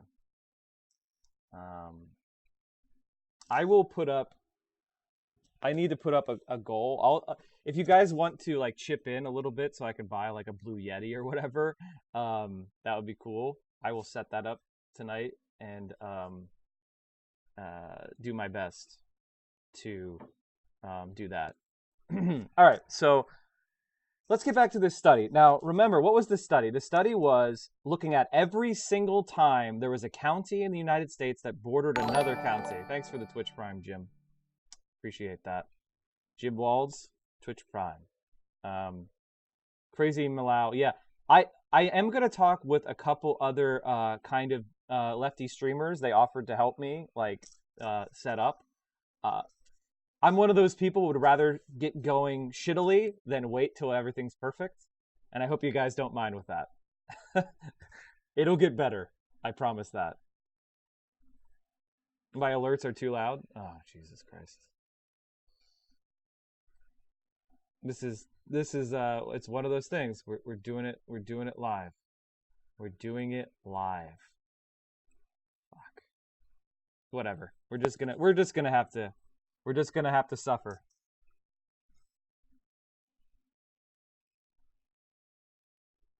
I definitely need to do that 6 skills. I need a mic I can scream in that won't blow everyone out.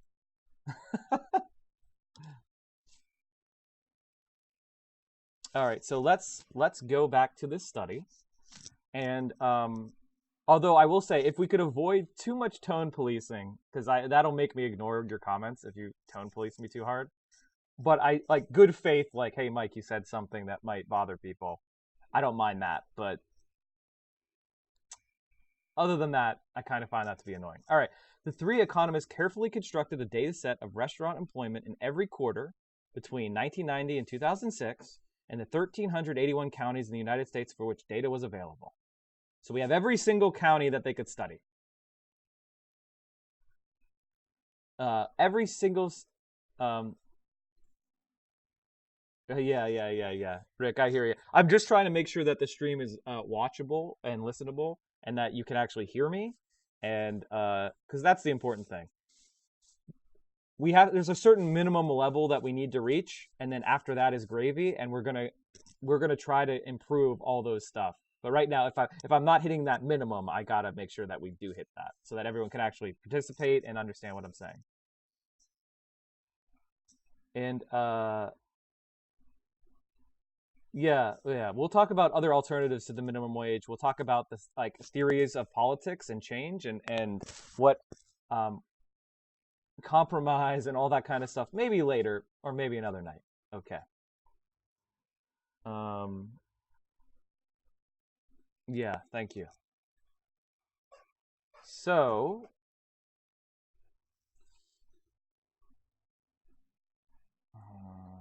I keep getting baited by chat. I do keep getting baited by chat. I think interacting with chat is important.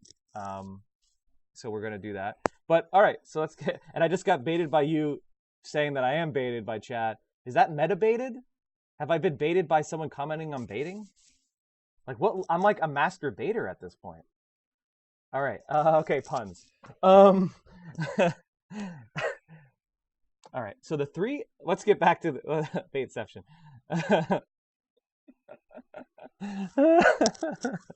The 3 economists demonstrated that overall employment trends vary substantially across region, with overall employment generally growing rapidly in parts of the country where minimum wages are low. Blah blah blah blah. Since no researchers, even the harshest critics of minimum wage, believe that minimum wage levels prevailing in the United States have had any impact on the overall level of employment, failure to control for these underlying differences in regional employment trends can bias statistical analysis of the minimum wage. So, what did they find? Once they controlled for region of the country, these same earlier statistical techniques show no employment losses. Let me say that again. Show no employment losses. No. Not little, not small, not not statistically significant. No. The large negative elasticities in the traditional specification are generally primarily by regional and local differences in employment trends that are unrelated to minimum wage policies. That's fancy economist talk for if you compare states and regions, states that are in different regions, their unemployment is not differences are not determined by minimum wage. Minimum wage has no employment loss effect. No. So there you go. I mean, does everybody feel pretty confident now? Oh, Nate Swede. Nate Swede asks, Central Committee, what about hours worked though? So what you're talking about, that's a again, I love you, my dude, but your people who object to minimum wage have probably thought of that one, right? They probably thought of that argument. What do you think? What do you think of that? Do you think it'll cause large cuts in hours? That's another thing. We'll look into that one too, eventually. We'll look into that. We're not there yet. We're still building our foundations. You know, that's like the sidewall. I know you don't object, but you're talking about what you're talking about is what's known as it's an avenue of adjustment. Like if unemployment levels are not going down, what are the avenues of adjustment that are taking place, or what things are happening within firms, within companies that makes them, how do they cope with the change in the minimum wage? Because that means their labor costs are going up, probably, right? So how do they cope with that? Something is happening because workers are getting bigger paychecks. So why don't we see any job loss? Workers could just get better paychecks and there's no effect? Really? That sounds magical almost. So how do we find what's called a micro foundation? How do we see what the effect of that large policy of the economy wide is on a specific firm or a specific employee? What happens there? And we'll talk about that. We'll talk about that later. But the main thing here is I want everyone to be 100% confident, right? That minimum wages do not cause job losses in a measurable way in an economy scale. They just don't. They just don't.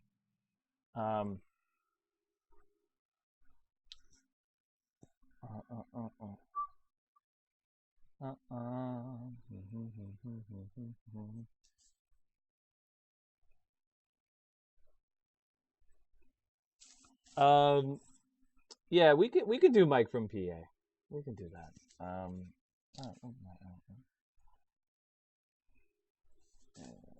Both.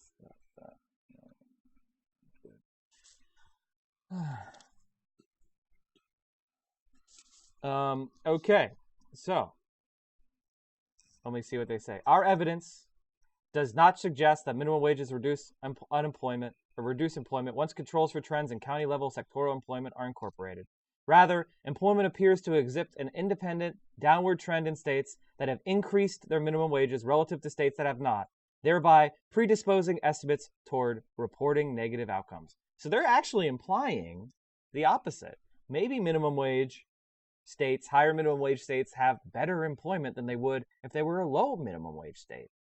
Now we're starting to get spicy. Now we're getting spicy.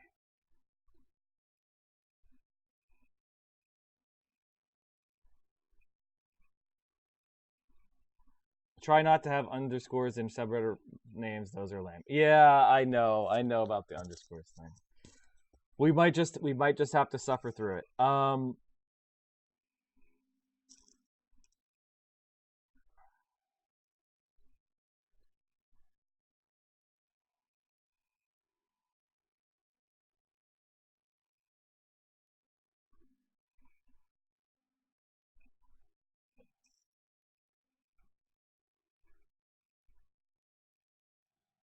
I did not see what Destiny is doing, so let's keep going. And yeah, I want to say one thing about Destiny. I really admire going into the Dragon's Den and fighting, because that's an instinct that I have. So the fact that he does that takes a lot of scrot, So that's good. Cool guy. All right, so let's look at this Hirsch Kaufman. So I don't necessarily want to go through every single one of the meta studies and the different studies, but it's useful to show you how well substantiated this is in the academy, in the evidence, and we can go from there. So Yeah. So Barry Hirsch, Bruce Kaufman, and Taina Zelinska studied the impact of the 2007-2009 increases in the federal minimum wage on a sample of 81 fast food restaurants in Georgia and Alabama. So here we go. Here's a study where, cool, thank you. Thank you very much. Thank you very much for that. They tried to go to Georgia and Alabama because, you know, the Deep South, run by conservatives, therefore it's poor. Not a shock, right? So if we're going to find any place where minimum wage increases might hurt people, let's look at Georgia. Let's look at Alabama. Let's go. Nate Sweet says, people are paid so low in this country that you would have to raise minimum wage to like $40 an hour to start seeing negative impacts. We don't actually know. That's the thing. That's never actually, maybe 40, maybe 30. It would be something like that before we would even see anything. But we'll get into that. All right. So what did they find? They looked at Alabama. They looked at Georgia. We should have remember earlier, people were saying, Mike, regional minimum wage. We wouldn't want to hurt Alabama and Georgia. Well, what do we find? What do we find? Uh-huh. Uh-huh. Mm-hmm. Mm-hmm. Mm-hmm. Mm-hmm. Mm-hmm. Let me scan. Okay, so of studies of Georgia and Alabama, last time we raised the federal minimum wage, what did we find? What did we find? What did we find? Predictions, everybody. Fire them in the chat. Tell me what percentage of people lost their job? 1%, 2%, 10% of fast food workers in Alabama, the poorest state, the poorest workers. How many people lost their job when we raised the minimum wage? What happened? What happened? If you said 0, congratulations, you won! You won! You were right! In line with other studies, the measured employment impact is variable across establishments, but overall not statistically distinguishable from 0. The same absence of a negative effect is found for, guess what, guys? This was in the chat just 5 minutes ago, employee hours, even when examined over a 3-year period. So not only did no one get fired, employee hours stayed the same. What a surprise! What a surprise! What do you fucking know? What do you know? Guys, that objection, I just trashed another one. And by the way, people tend to start with what they think are the strongest objections. Isn't that weird? Huh. And if I'm being annoying, just let me know. Just say, Mike, you're fucking annoying. Interact with chat, even if you hate me. And that way I can purge. We can purge the counter-revolutionaries. We can purge you. Yep. And so we're starting to get more into avenues of adjustment, which we talked about earlier. After analyzing the establishment data on wages, employment, and hours. Oh, by the way, how did they get their data? Hirsch, Kaufman, and Zelinska collected data through separate interviews with managers and employees.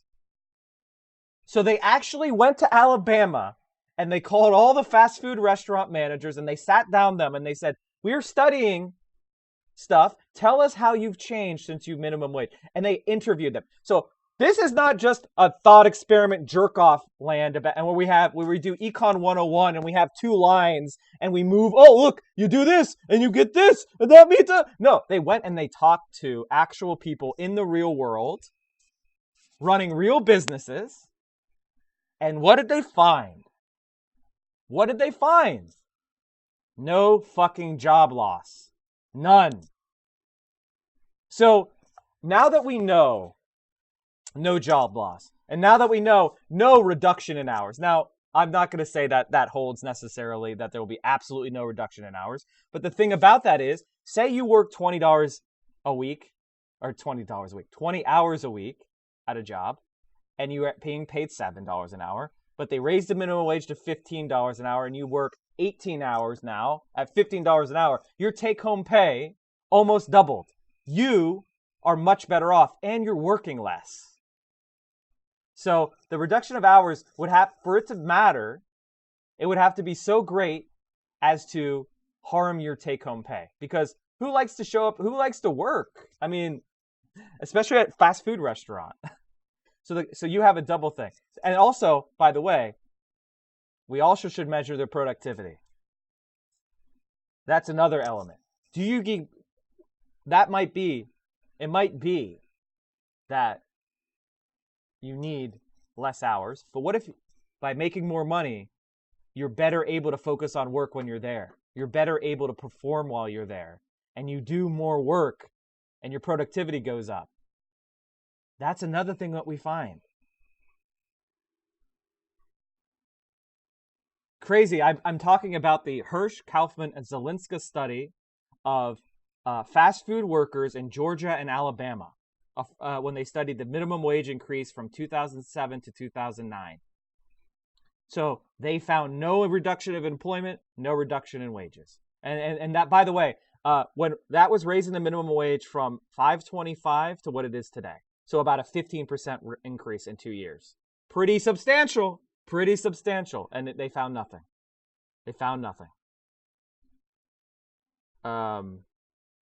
Should minimum wage be tied to something? We will get to that. We will talk about what we might want to do, might be a good idea, and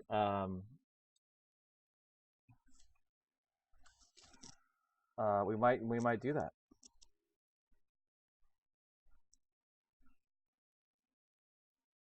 Okay. I'm just inquiring about the Discord.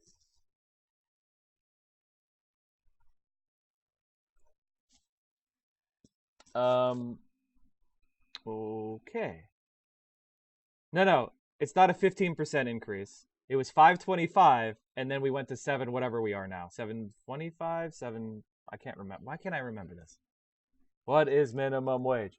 What is federal minimum wage? There we go. It is currently 725.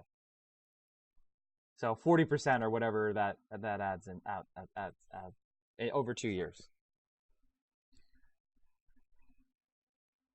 All right. So after analyzing the establishment data on wages, employment, and hours, Hirsch, Kaufman, and Zelinska concluded that while wages did rise at the federal minimum wage increase, any employment and hour changes were not statistically distinguishable from zero. Based on the rest of the information they gathered in their survey of interviews with employees and employers, they write, our study offers a new 3-part explanation for the small and insignificant minimum wage employment effects found in the literature. First is that even large increases in the minimum wage may be modest as compared to other cost increases that business owners must routinely offset or absorb. The second is that a minimum wage cost increase flows through more adjustment channels than economists have typically considered. And third is that managers regard employment and hours cuts as relatively costly and perhaps counterproductive option, rendering them as a last resort. So in other words, when the minimum wage is increased, managers do not fire people because that hurts the business more than anything. And they just eat it. And they just end up giving more money to their employees. Now, they demand more from their employees, right? When you make a lot more money, there's higher expectation. And that's actually what we see. I'm not going to spoil too much, but when you pay people more and they can live with dignity, they can work harder at work and they can produce more. And that's exactly what we see. So when you raise the minimum wage, what do you find? Hours not cut. Employment not cut. Productivity goes up. Does that sound like a win-win-win-win? Does that sound like, why the fuck aren't we doing this now? Mike, what is going on? Well, who benefits from not increasing the minimum wage? We might talk about that tonight. All right. And Tauchu IRL makes one of the best comments I've read in the chat so far. He says that I think any fear-mongering about reducing hours or firing employees is either economists being out of touch with actual business practices, which is a very common thing throughout the history of economics, or propaganda purposely meant to sow doubt. Both are right. That's like one of the smartest chats I've ever seen. It's so pithy, you hit it correct, and that's really good, dude. Really, really good. You're getting it. Thank you, man. All right. So, let's look at another study. This compared minimum wage increases between New York and Pennsylvania with similar regions. So New York raised their minimum wage, but other of their surrounding states didn't. So what happened with New York? What happened? When New York raised the wages of less skilled younger workers relative to both workers in control states and better educated workers of the same age in New York State. Oh God, oh fuck, this is trash. This was one of the people who tried to argue, but they didn't adjust for regional differences. These people suck ass. Minimum wage literature on teenagers showed a range of positive and negative effects, but a large spike of the most accurate estimates at or very near zero. And this is the Wolf and Bellman meta-study.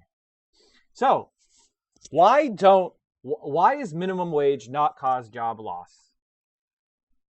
Some people are going to hear the evidence that we've shown so far, and they're not going to want to believe it because it just doesn't make sense to them intuitively. Somewhere deep down, they're going to go, Mike, I know what you're saying, but it just sounds like a free lunch. It sounds like it's too good to be true. You have to explain to me how it works. Why doesn't minimum wage cause people to lose their jobs? Why doesn't minimum wage cause significant reduction in hours? You're just saying it's free money. You're just saying that everyone can just be better off and it doesn't hurt? What happened? How does it work? And I get it. Like, I understand that you want to know, Mike, exactly what happens when we raise the minimum wage because I'm scared. I'm a scaredy boy. I don't want to do anything that might hurt my precious economy. I don't want my GDP number to get smaller. That means my dick is smaller. Okay, well, I'll take you seriously, even though I think your objections are stupid, but we'll go through it. We'll go through it. And 1 second, before we get into adjustment channels, I'm gonna get some ice. I'm gonna get some sody pop, and we're gonna go. 1 sec.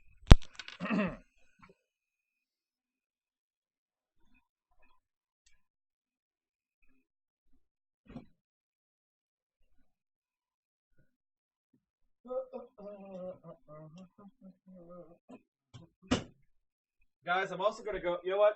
Now that I stood up, I need to take a piss. So I'm gonna do that too. Hold on.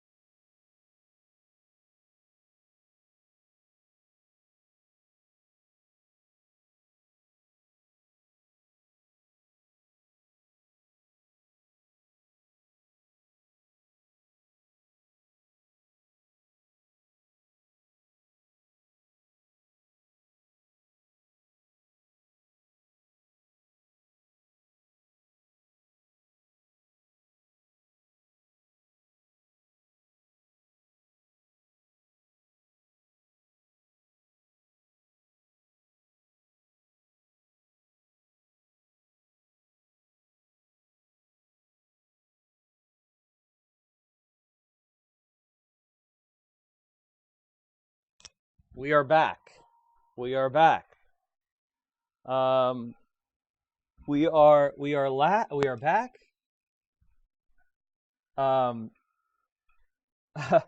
If you're discussing the TPP debate with Destiny, I wasn't really intending for that to be a debate. I don't really consider either side to have. We didn't really communicate very well. We didn't have a shared frame of reference to operate from, and we were both tired. So we'll come back to that. But I want to talk about minimum wage tonight. If someone wants to come on with me and debate, that's fine. Later, but they need to watch this first. And it is a little bit ridiculous. Oh shit! Hold on.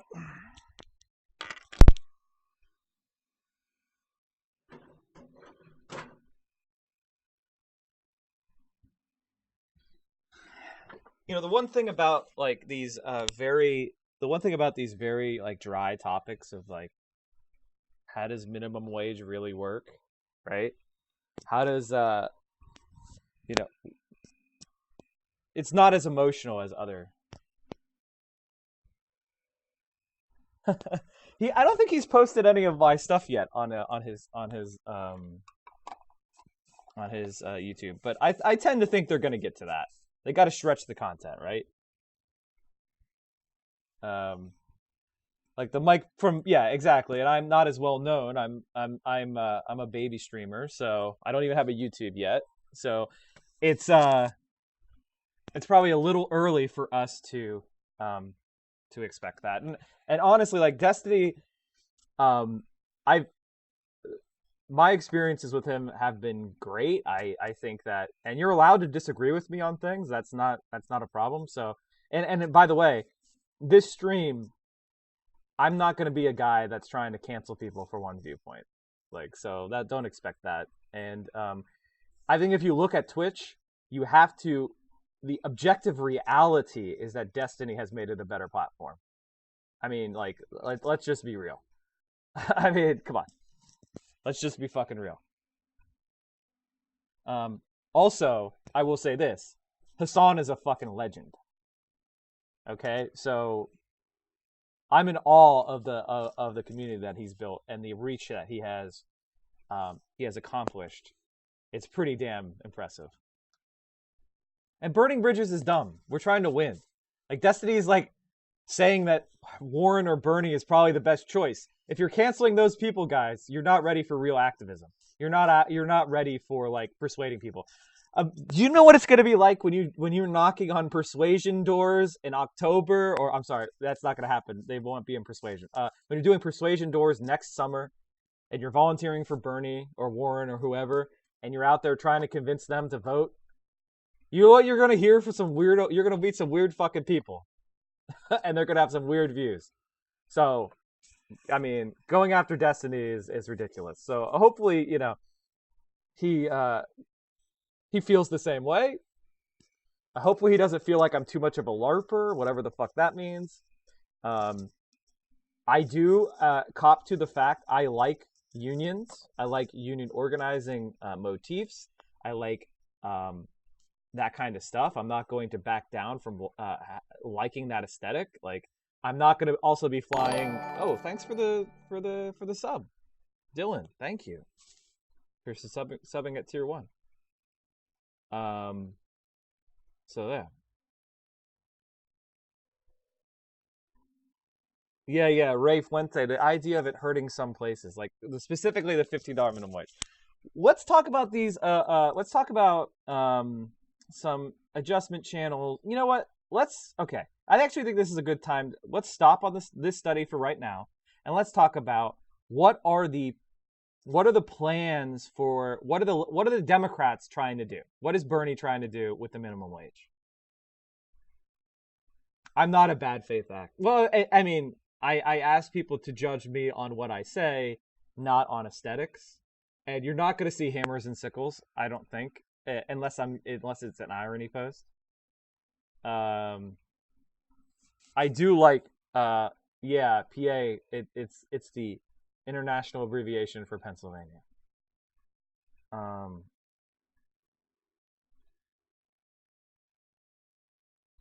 Well, and we could talk about, we'll do a union, why unions are good night, just like this. We'll do another night like this. So let's shift to, okay, Mike, I'm not too worried about minimum wages anymore. I think that $10, $12, $13 an hour, you've proved to me, will probably not hurt places too much. Right? But 15.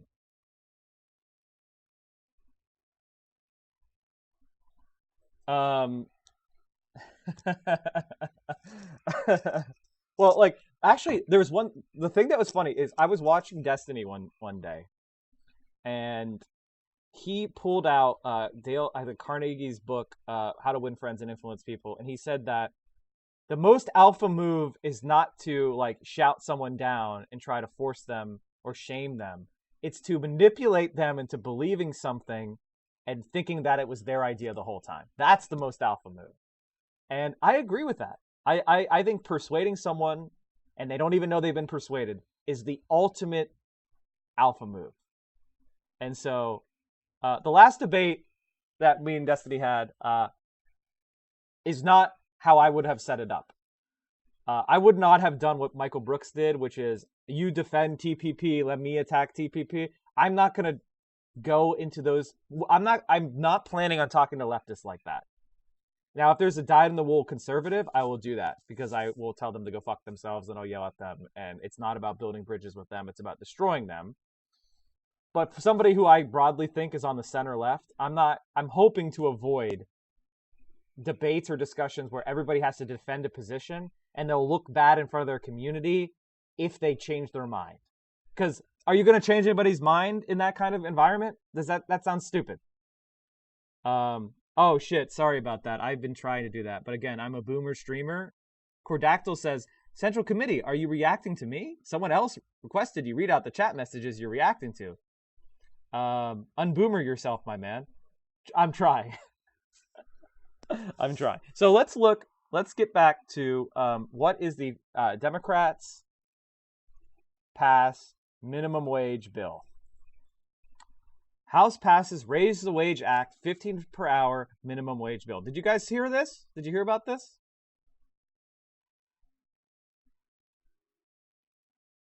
Did you guys hear about the Democrats passed this bill a couple weeks ago?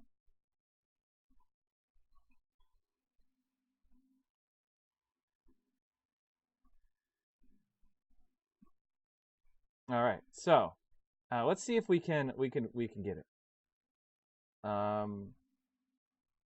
So there was also a CBO study that was done, which is a Congressional Budget Office. They studied the impact of that $15 minimum wage bill, and included in full disclosure for that bill, they came up with an unemployment loss estimate, which was somewhere between 2 or 0 jobs lost and like I think it was 3 million, and they just ended up putting out the average, which was 1.3 million jobs lost. Was that? But as we established earlier, I think that estimate is bullshit. I think that estimate is bullshit. It's because they use very simplified models. We'll talk about modeling later if I feel like it. Let me see if I can actually find the bill. Let's actually find the bill. Let's find a good link that doesn't suck.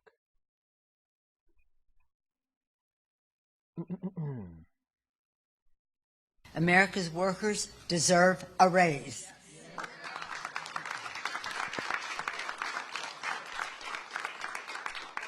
Why we're so happy this morning is this.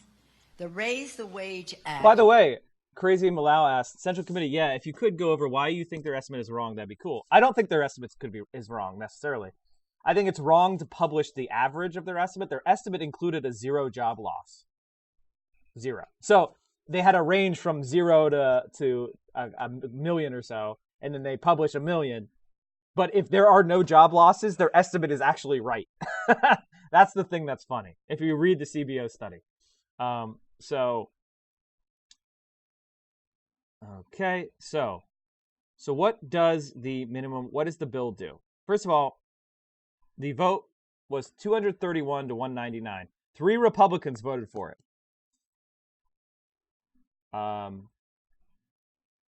So you might be surprised that.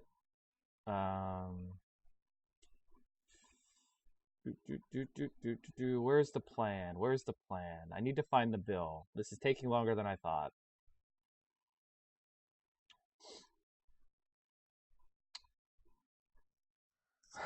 All right, Boomer Stream, engage. Never say that you were ever falsely. Oh, Dylan. Okay, yeah, Dylan. I think I thanked you for the tier 1. Thank you, Dylan. Again, I just like to make sure I didn't miss anyone.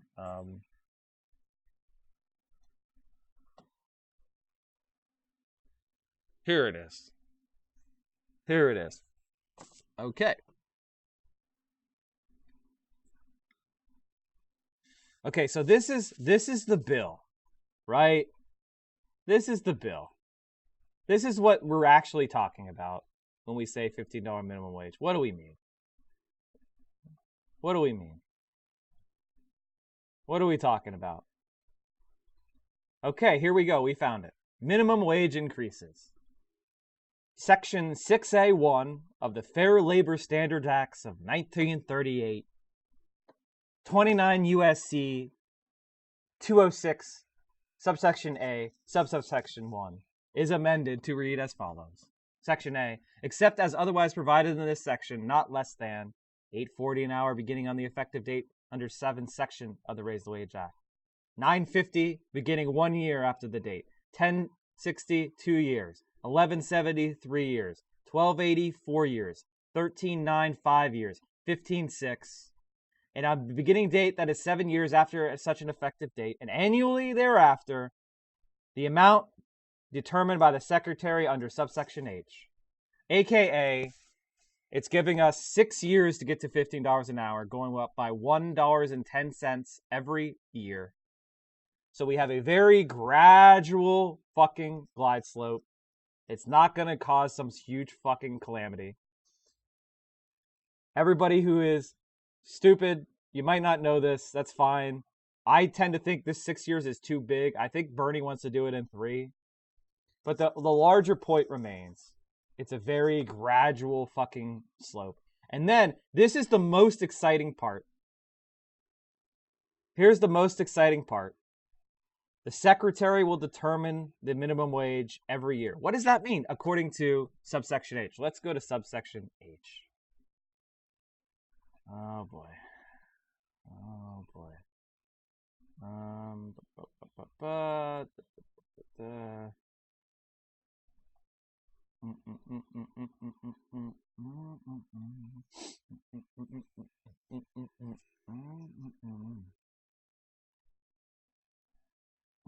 Let's see if I can find this. We're trying to read a bill. This is bad. Yeah. The bills, when Bernie was running, I think he wanted it 2021. This has it on 2024. So I think he will, 15 will be much faster.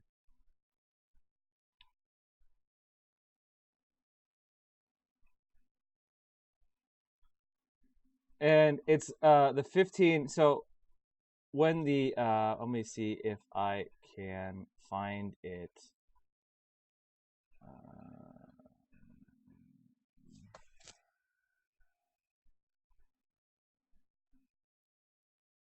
Okay, wow, it was right below us. I'm a blind boomer. Not later than each date, that is 90 days before a new minimum wage, the Secretary shall determine the minimum wage to be in effect under the subject for each period described in A1, subsection A1H. The wage determined under the subsection this year shall be not less than the amount found under subsection A1 on the date of such determination, increased from such an amount by an annual percentage increase, if any, in the median hourly wages of all employees as determined by the Bureau of Labor Statistics and rounded up to the nearest nickel. So in other words, this is now tied to the median wage. We pass this bill, it doesn't stay at $15 an hour. It keeps going up. It keeps going up. It keeps going up. And this is one of the most exciting parts of this bill, is we're no longer just going to have to wait the 20 years it took the Democrats to take back, if it even happens in 2020, all sections of the government. And so this subsection is what makes it truly the best minimum wage bill we've ever passed. Now, is it a little too slow for my taste? Yes, it is. But everybody had these objections about, oh, Mike, if we just make it $50 an hour right away, it's going to cause all these problems. Well, we're just raising, and by the way, every year getting a nice 20% wage for these low-wage workers is great. Now, I would do it in 3. Bernie wants to do it in 3, I believe. So, but the main thing to keep in mind is there's going to be a possibility of the secretary, depending on who wins the presidency, to increase the minimum wage every year. If a Republican wins, they'll probably determine that it shouldn't be raised. If a Democrat wins, they're going to raise it without having to pass laws. Really good subsection, right? And by the way, to explain this, the minimum wage, so whatever the minimum wage is, so 6 years after this bill, it'll be $50 an hour minimum wage. And then there's a median wage, right? And so there'll be $50 an hour minimum wage, and there will be a median wage. And then what this subsection H does is they maintain that ratio. So as the median wage goes up, the minimum wage will keep going up automatically with inflation. They won't have to do anything more. That's the bill that was just passed. Now, no one cares about this because Donald Trump tweeted fucking something, but this is what Bernie Sanders is arguing for, and this is what the Democrats now are all behind this. Everyone agrees that we're going to raise the minimum wage, we're going to tie it to inflation. This is amazing. This is perfect. This is what we're going to do as a short-term way of cutting down on capital getting all the gains in our economy. And the bill number is House Resolution 582. This was asked by Caffeinated Lib, one of our moderators. Thank you. So, all right. So have we dispensed with the it's going to happen too fast argument? Because this is what's happening. This is a real proposal, right? You could say, Mike, this is not fast enough. And I agree with you. But the objections that people were making to the idea of this Raise the Wage Act was, oh, it's too fast. It's not too fast. You're fucking stupid. And then other people said, Mike, the problem with raising the minimum wage to $50 an hour is because it's not tied to inflation. This bill ties it to inflation. So it raises the wage and ties it in inflation. This is the kind of thinking that is actually on the table if we win. Pretty good. Pretty fucking good. Pretty fucking good. So we're holding steady with 250. That's pretty good. 250. I'm proud of you guys. Thank you for staying. I thought, Mike, you're going to start doing this really boring discussion and then everyone's going to leave. But you guys have stayed and I'm super pumped. Thank you for showing me that you like this kind of content. I really appreciate that. So what else did we want to talk about? So we know minimum wages don't cause job loss. We know they don't cause cuts of hours. We know that the plan that's on the table is very gradual, and we know that it ties it to inflation, so it solves that problem. So we won't go 10 more years without a minimum wage increase, because every year it's going to be raised. Now, the reason why they have this thing where it's $1.10 an hour is because this is going to raise faster than the median wage does. So they're raising it faster. So they're closing the gap between the minimum wage and where the median wage is and where the minimum wage is. So they want to close that gap. And then once they get to a ratio, they want to maintain that ratio and have it go up automatically. That's really good public policy. This shows you, by the way, the reason why they want this ratio that they're doing is because they've read the fucking evidence. They're the science-based party. I know, I'm not a Democratic Party shill. I really am not. I'm just saying that one side is listening to the sensible evidence, and the other side is fucking in La La Land, pretending that we have the Laffer curve was a real fucking thing. So this is a really good bill, and we have our quibbles. We want this to be faster, but all the objections that I've heard, we have utterly annihilated for pretty much. And so let's talk about, so what questions do we have? What did you guys want to learn more about? I think this is a good stopping point on this topic for tonight because we've been doing it for 2 hours and 20 minutes. There is more to talk about with minimum wage. This is just to get started. We could talk about this for literally hundreds of hours, and we probably will. But I wanted to give you guys confidence and a foundation going forward. So whenever someone tells you minimum wage will cost jobs, you can be like, fuck you, and post them this link. Right? We'll post them a link to the stream. I'll clip it as a highlight. I'll post it on YouTube. And then everyone could shut the fuck up. Yeah, Space Evade says, in Ontario, this gradual minimum wage was implemented, and when the Tories took power, they canceled that planned increases. Much, much quicker is definitely necessary. Yes, Space Evades, that's true. That's a good point. I believe this bill, someone asked me, Shurian on Nom said, what's your opinion on tipped work? And I said, I think this repeals it, unless I'm mistaken. It repeals the distinction.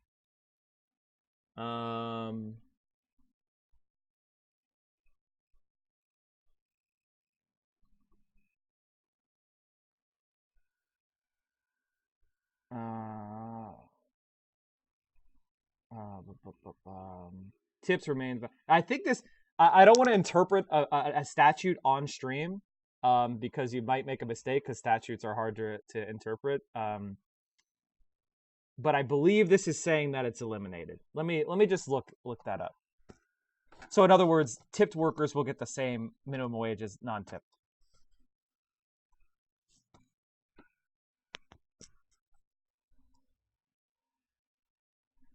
I think that might have been in that. Let me search this for tipped. Oh, for fuck's sake! Imagine a journalist writing an article that was actually useful for something. Just kidding. A journalist at the New York Times. I mean.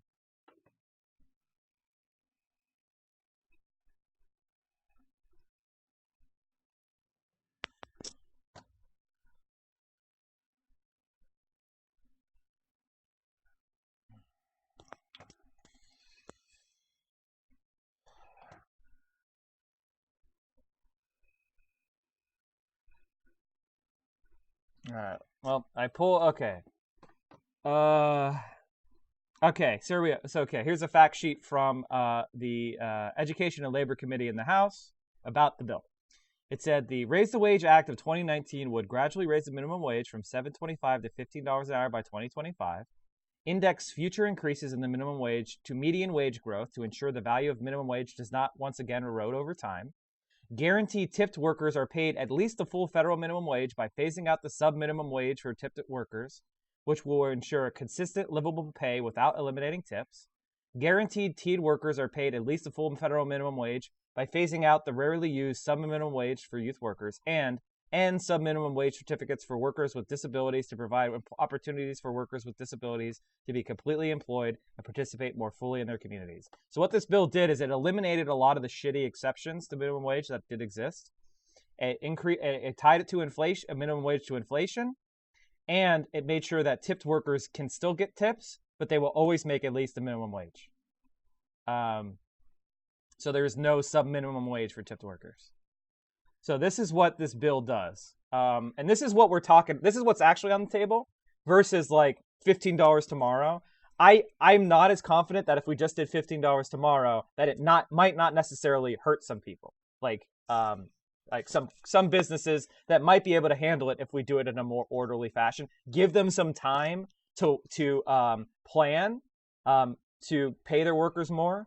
So what this does is, and I don't necessarily think that making it 15 tomorrow would hurt all that much. I don't think the evidence is very strong about that. But under this plan, no one can say that it's going to hurt anyone. It won't. I mean, the facts are just the facts. Corticol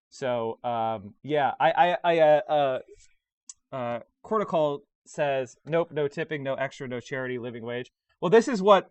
Well, I'm not saying that $50 an hour is a living wage, but it's much closer. And this is making it so that waiters, they're not getting this sub-minimum wage relying on tips anymore. If you get no tips as a tipped employee, you're getting paid $50 an hour, no ifs, ands, or buts.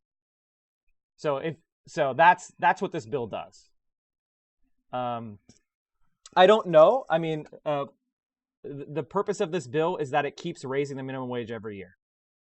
And so whenever the wages go up in the broader economy, it also will increase the minimum wage here. And maybe somebody would then want to bump it up to 20. When Bernie's running for re-election, maybe he'll want to bump it up to 20 and then tie to inflation again. Who knows? But this is great. This is what it would do. So there you go. Any questions? Any question?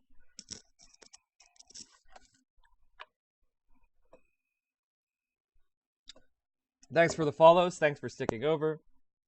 Will I ever go into the China... Dark Binder asks, Central Committee, will you ever go into China trade war and its implications? You know, the trade stuff is so complicated that I really don't want to do it because it doesn't feel relevant right now. I mean, I know Trump is putting worthless tariffs on 2 products, namely aluminum and steel. That's not really a trade war. It's just, he's a fucking incompetent. He can't even do war right. He can't even start a trade war right. But we can talk about tariffs and that stuff later. But it's not really what I'm passionate right now.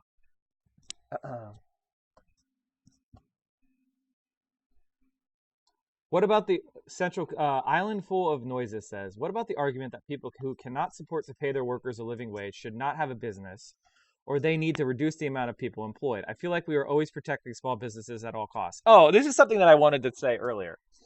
So people ask, Mike, what do you think about subsidizing employer payrolls? Like, you know, if we're going to do this, how do we make sure that small businesses don't? First of all, we already do. So whatever revenue that you pay to your employees is obviously deductible, right? So that's a tax. That's in a sense a subsidy. The other, I think there's actually literal subsidies in the bill.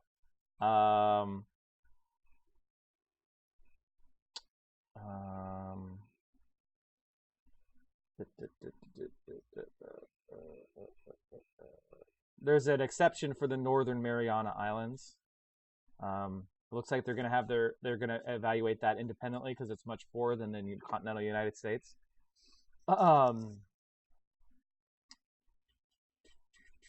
They want to have a report done to make sure there's no bad impacts. What else is in here? They're making sure disabled people can make $15 an hour, because right now disabled people could be paid less than the minimum wage. That's why you'll often see disabled people working in some jobs, because they can pay them like nothing.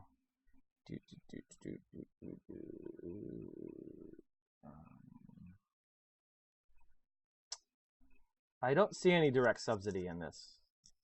Oh, there's amendments. Hold on.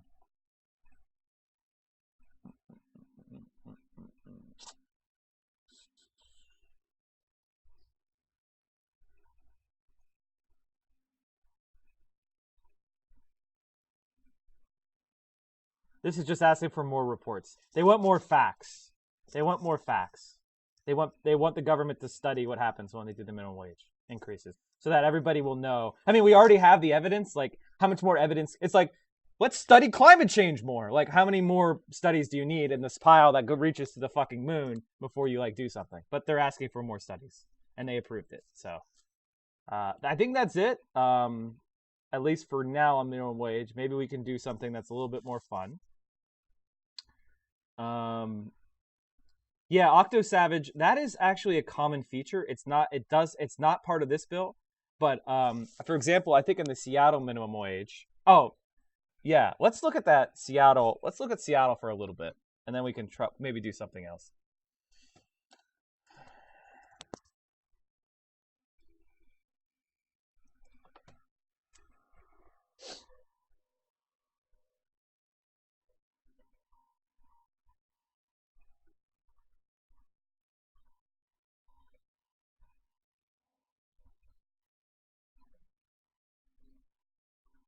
1 second. I'm sorry. I'm just trying to. I should have pulled this before the stream, and I'm dumb and I didn't.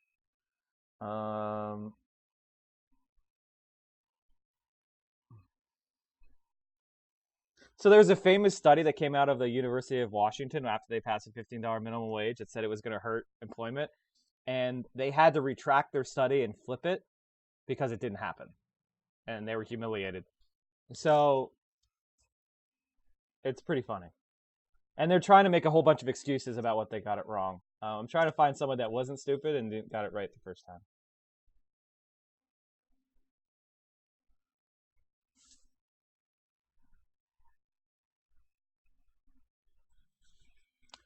So, Seattle is a guinea pig for $15 minimum wage. Here's what the latest research shows. Now, before we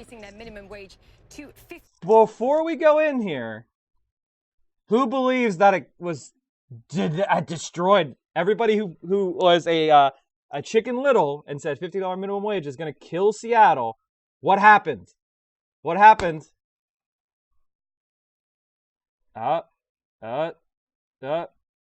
Texan person.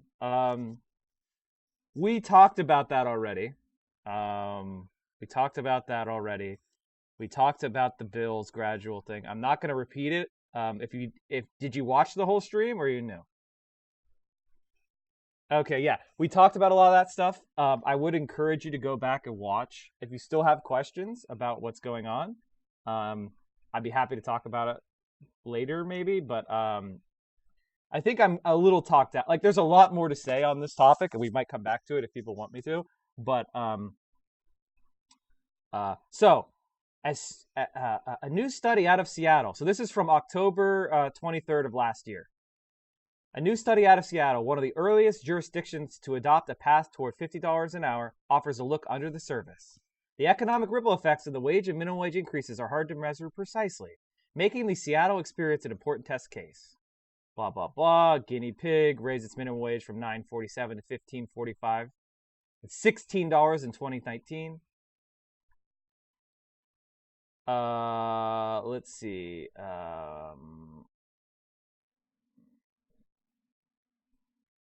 Okay. Oh, this is the same. This is a stupid University of Washington study. No. This is the wrong study. Fuck. I'm an idiot. Here we go. Here's the study.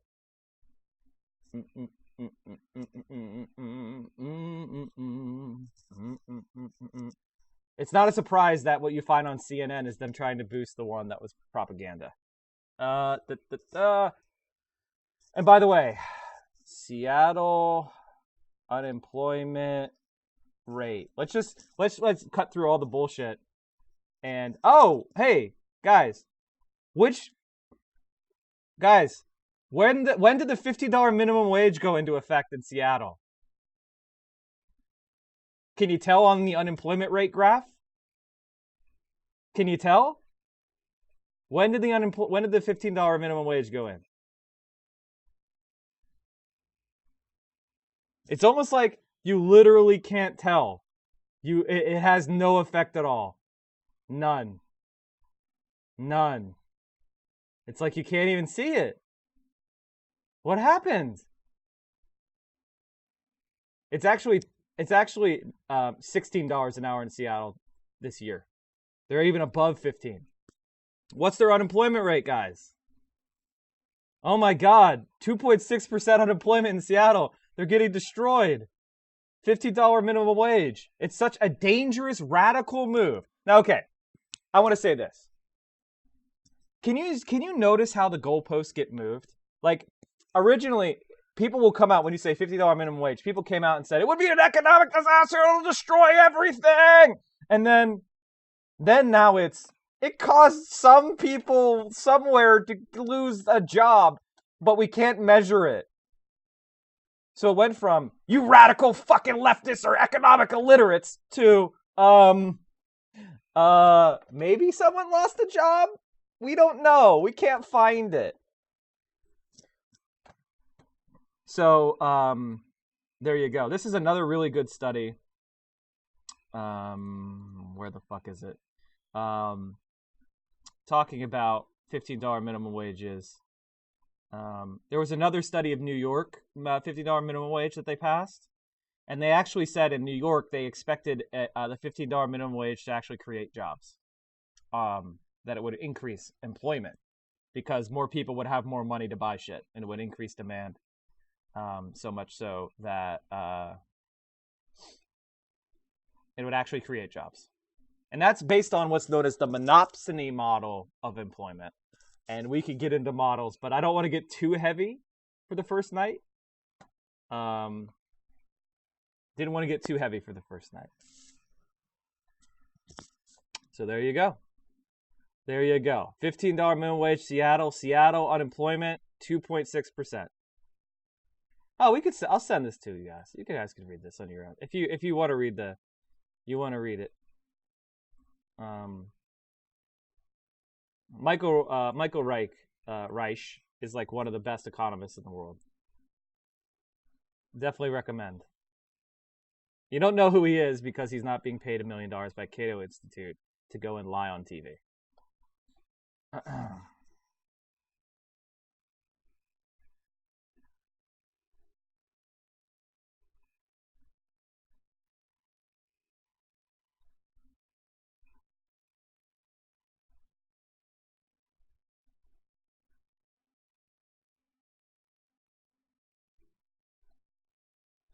So let's go. Let's grab. There you go.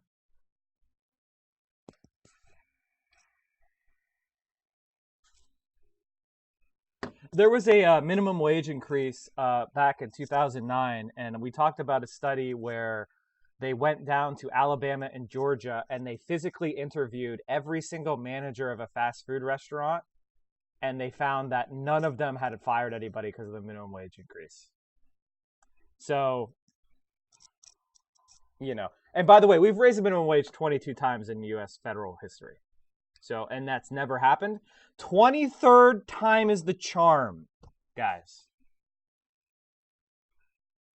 Oh yes, there is a island full of noises. They did not find that. That's a argument that leftists sometimes make when they're being pessimistic. Island full of noises. Central Committee, did they find that businesses or landlords significantly increased prices because they knew people were making more money? And the evidence is that they do not. The evidence is that they do not. There is, I think one study I saw showed a 0.03% price increase.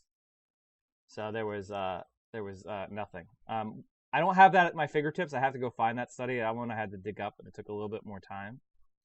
But you can trust that I'm not making shit up at this point. Have I gotten credibility? Like, I'm not just making crap up. You can trust what I'm saying. And if I get something wrong, I'll try to correct it in the future.